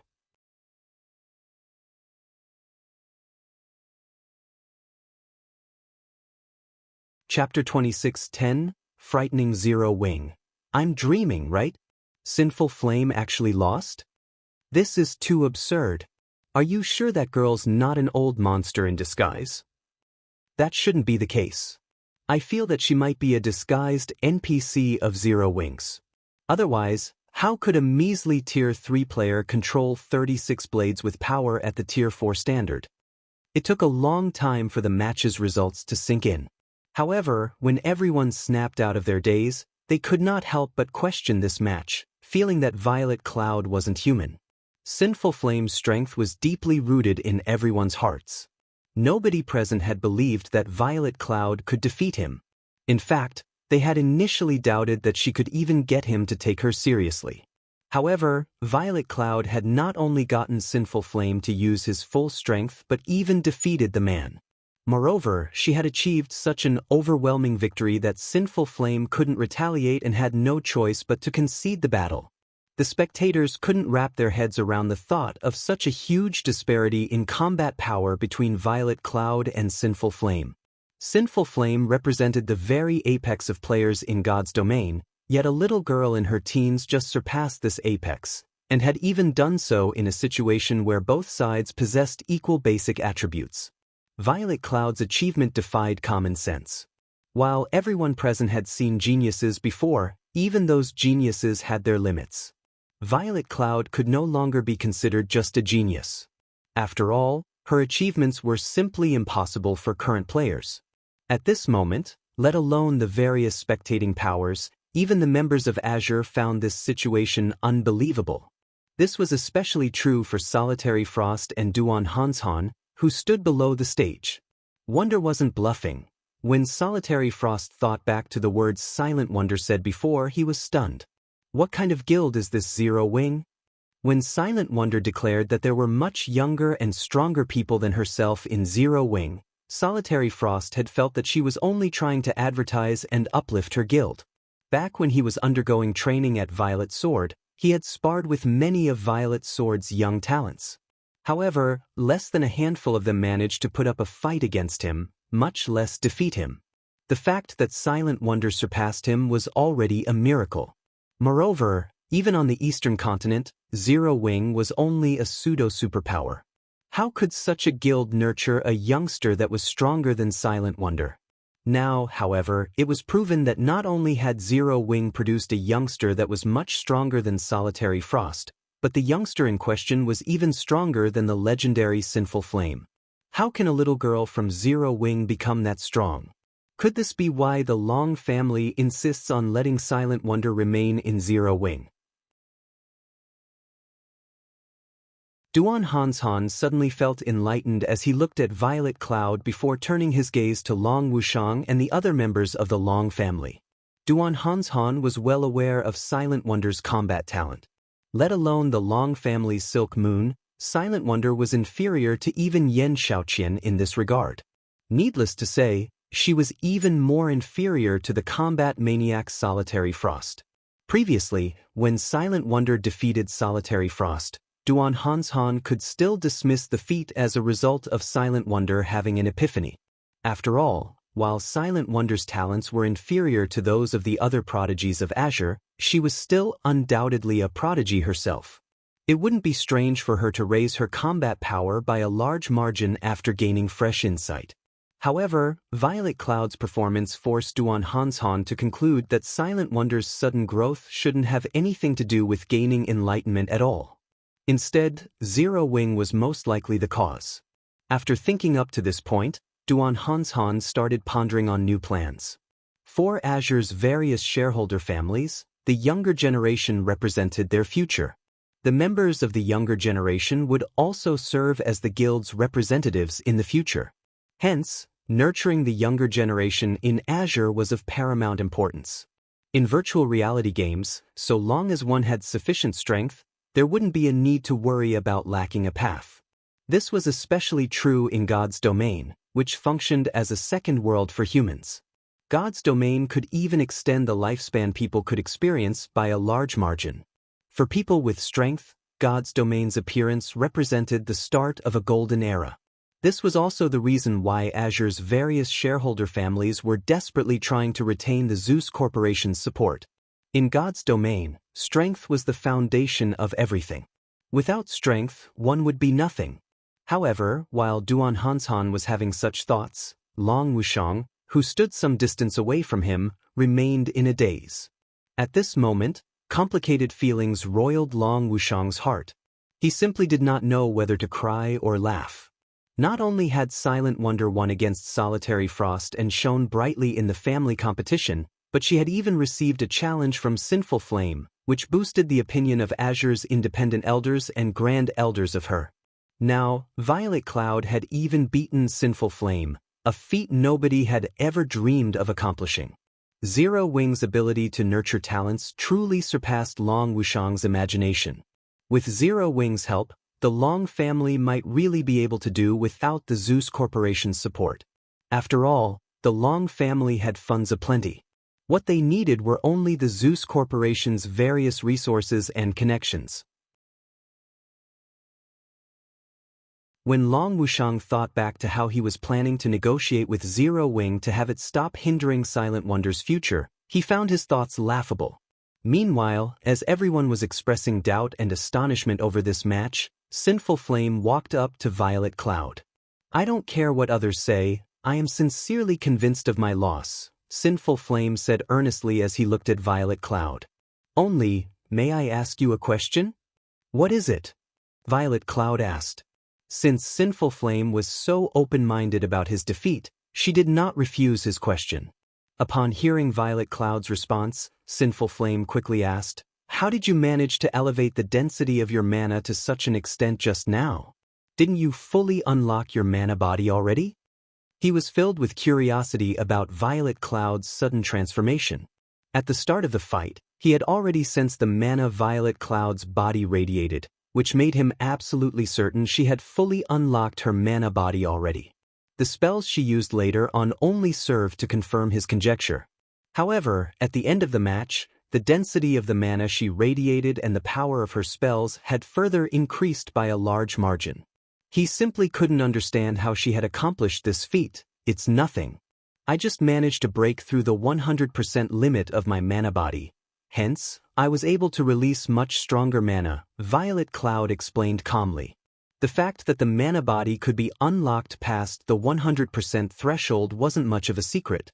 In her opinion, it was only a matter of time before an expert like Sinful Flame accomplished this feat as well. After all, if even she could break through the 100% limit, there was no way Sinful Heart, who boasted much higher combat standards than she did, could not. She had managed to do so much sooner than Sinful Flame only because of the many resources Zero Wing had provided. "You can actually unlock the mana body past the 100% threshold?" Sinful Flame exclaimed in surprise. Currently, he was already close to unlocking 100% of his mana body's potential. In his opinion, 100% should mean perfection. Moreover, the system should have set it to be so as well. It never occurred to him that the mana body could be unlocked beyond 100%. Violet Cloud's words opened the doors to a whole new world for him. "Then, is there anyone else in your guild that has managed to exceed 100%? Sinful Flame asked. Having experienced the strength players would gain from having a mana body unlocked beyond the 100% threshold, he knew that such players wouldn't be capable of truly fighting against Tier 4 existences. However, they would still be dosed to rivaling Tier 4 existences and were on a completely different level from ordinary Tier 3 existences. I don't know, but there are a few other people who are roughly equal in strength with me. There are also quite a few people stronger than me," Violet Cloud replied after giving the matter some thought. "There are still a few others that are stronger than you?" Sinful Flame reflexively turned to look at Shifeng and the other Zero Wing members seated in the spectator stands when he heard Violet Cloud's words. He suddenly felt as if his worldview was collapsing. Violet Cloud was already inhumanly strong, yet Zero Wing actually had a few more experts that were stronger than her? Just what kind of guild was Zero Wing? Read latest chapters at Wuxia World. However, the discussions did not continue for long before Azure's family competition resumed. Only, the subsequent matches paled in comparison to the first two matches of this competition. And to everyone's disappointment, nothing surprising occurred. In the end, Silent Wonder won first place in the competition, Solitary Frost came in second, with Yen Shaoqian in third, and Burning Owl in fourth. The Long family thoroughly occupied the spotlight for the competition this time. Many of Azure's independent elders and grand elders even started engaging Silent Wonder in small talk, the scene rendering the members of the other shareholder families speechless. Some families were even wondering if they should approach the Long family. "Solitary, what should we do? How do we explain this to the instructor?" Yen Shaoqian asked Solitary Frost, who was standing quietly beside her, when she saw Silent Wonder surrounded by Azure's independent elders and grand elders. What else can we do but tell the truth? Solitary Frost sighed. If you are afraid of telling him, I'll do it. Following which, Solitary Frost contacted Violet Sword's instructor Tori and braced himself to report everything that had happened in the family competition.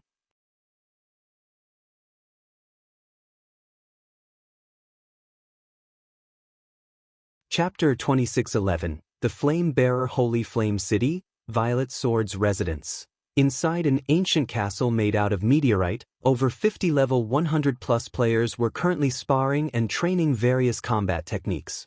Not only did these players possess very high combat standards, with even the weakest person being at the Refinement Realm standard and the majority being at the Flowing Water Realm standard, but every one of them could also smoothly integrate their skills or spells with their combat techniques. Their level of skill was far superior to ordinary Refinement Realm experts. All of you work harder. Activating the Ancient Star Castle costs a lot of mana stones, and only a limited number of people can train inside it each time. If you can't pass this week's integration test, then the others waiting in line will replace you. A dark gray armored, middle-aged man with a knife scar on his face shouted as he monitored the players training inside the castle. Instructor Wildfighter, your requirements are too high. Not everybody is like Solitary Frost, able to perfectly integrate advanced combat techniques into our spells in just 1 week. A red-headed woman in blue mage robes, standing beside the middle-aged man, said while shaking her head. I have already lowered my requirements significantly. They only need to gain a basic foundation in integrating advanced combat techniques with skills or spells in 10 days. If it were Solitary Frost, I would have given him 3 days maximum. However, even though they have spent more than half of their given time, these newcomers are still stuck integrating basic combat techniques. It seems the guild's new recruits are becoming weaker with each passing generation, Wildfighter said in dissatisfaction as he eyed the group of players training before him. They are far inferior to our generation. Our generation? The red-headed woman revealed a bitter smile at Wildfighter's words. The commander was the only monster that came out of our generation. I don't think that everyone else in our generation was much better than these newcomers. Why are you being humble? Your talent is not the slightest bit inferior to Solitary Frost's. It's just that you were made to learn too many things at once. In contrast, Solitary Frost's training is very specific. Otherwise, you would have become the commander of the guild's second trump card legion by now, Wildfighter said, rolling his eyes at the red-headed woman. The redhead's name was Crimson Star. She was someone the Secret Pavilion had nicknamed the Thousand-Hand Witch. At the same time, she was one of the vice-commanders of Violet Sword's strongest trump card legion. In terms of combat standards, she was not the slightest bit weaker than Wildfighter. In fact, if the two of them were to have a duel, his chances of winning would be below 30%. Regardless, it seems you think very highly of Solitary Frost. You even held back during the previous match and let him finish with a draw to boost his confidence and pride, Crimson Star said. Don't say anything about this matter. I might have held back that time, but only my trump card. Solitary Frost is still very young, with plenty of room for growth. It is only a matter of time before I lose to him, Wildfighter said, smiling. Moreover, isn't it because of that battle that Instructor Tori became willing to teach him? That's true. I never thought that Instructor Tori would still be willing to teach someone. I was quite surprised when I heard about it. It's a pity that the guild lacks master lifestyle players, and producing that item takes too much time. Otherwise, Solitary Frost could enter the ancient secret land and receive Instructor Tori's personal guidance. If that happened, he'd definitely be able to beat you once he came out of the secret land, Crimson Star said, nodding in agreement with Wildfighter's words. I believe it won't be long before that changes. Now that Solitary Frost's group have returned to participate in Azure's family competition, the Long family's fate is sealed. If the Long family still wishes to retain its ruling rights over Azure, they will have to listen obediently and produce that item for us. Otherwise, the Zeus Corporation will hand Azure's ruling rights to another family, Wildfighter said in a definitive tone. I heard that the Long family has a very powerful genius called Silk Moon. Her strength has always been second to only Solitary Frost. If Silk Moon secures second place in the competition, the Long family might not submit to us, Crimson Star commented. Rest assured, Instructor Tori personally provided Yen Xiaoqian with guidance and helped raise her strength considerably. So long as Silk Moon hasn't reached the domain realm yet, she'll be no match for Yen Xiaoqian, Wildfighter stated confidently. Solitary Frost might be an exceptional genius, but Yen Xiaoqian wasn't much inferior to him either. Only, she devoted much of her time to alchemy, so she couldn't capitalize on her talent in combat. However, after receiving guidance from Tori, her strength had definitely reached the peak of Void Realm experts. I don't know whether Silk Moon has reached the domain realm or not, but I stumbled across a rumor stating that the Flame Bearer is instructing Silk Moon. While I still haven't confirmed the specifics of this information, the friend I got it from says the source is reliable, so there's a 90% chance that it's true, Crimson Star warned. What? Silk Moon actually caught the eye of the Flame Bearer? How is that possible? Even when Instructor Tori personally requested the Flame Bearer to guide the commander, the Flame Bearer still rejected his request. How could that little girl catch the Flame Bearer's eye? Wildfighter was surprised at the information Crimson Star revealed. The Flame Bearer was a legend of sorts in the virtual gaming world. Nobody knew the Flame Bearer's identity. Nobody even knew the Flame Bearer's age. However, there was no doubt about the Flame Bearer's existence, as the Flame Bearer was responsible for nurturing quite a few of the virtual gaming world's shining stars. According to rumors, even Mythology's guild leader had received guidance from the Flame Bearer, which enabled him to surpass his peers and develop Mythology into one of the 5 great super guilds.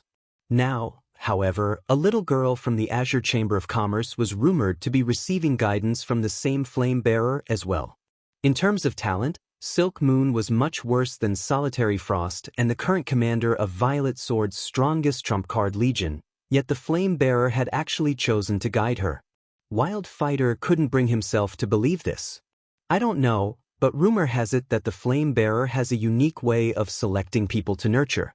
Maybe Silk Moon has some special qualities of her own, Crimson Star said, shaking her head. In reality, she was also curious as to why the Flame Bearer would choose Silk Moon. If Silk Moon really is receiving guidance from the Flame Bearer, then Yen Xiaoqian is in danger, Wildfighter said worriedly. Wildfighter did not doubt that Solitary Frost would secure first place in Azure's family competition, even if Silk Moon received guidance from the Flame Bearer. After all, there was a qualitative difference between the Domain Realm and the Void Realm, preventing players from jumping from the Void Realm to the Domain Realm within a short period. Otherwise, Domain Realm experts wouldn't be so rare.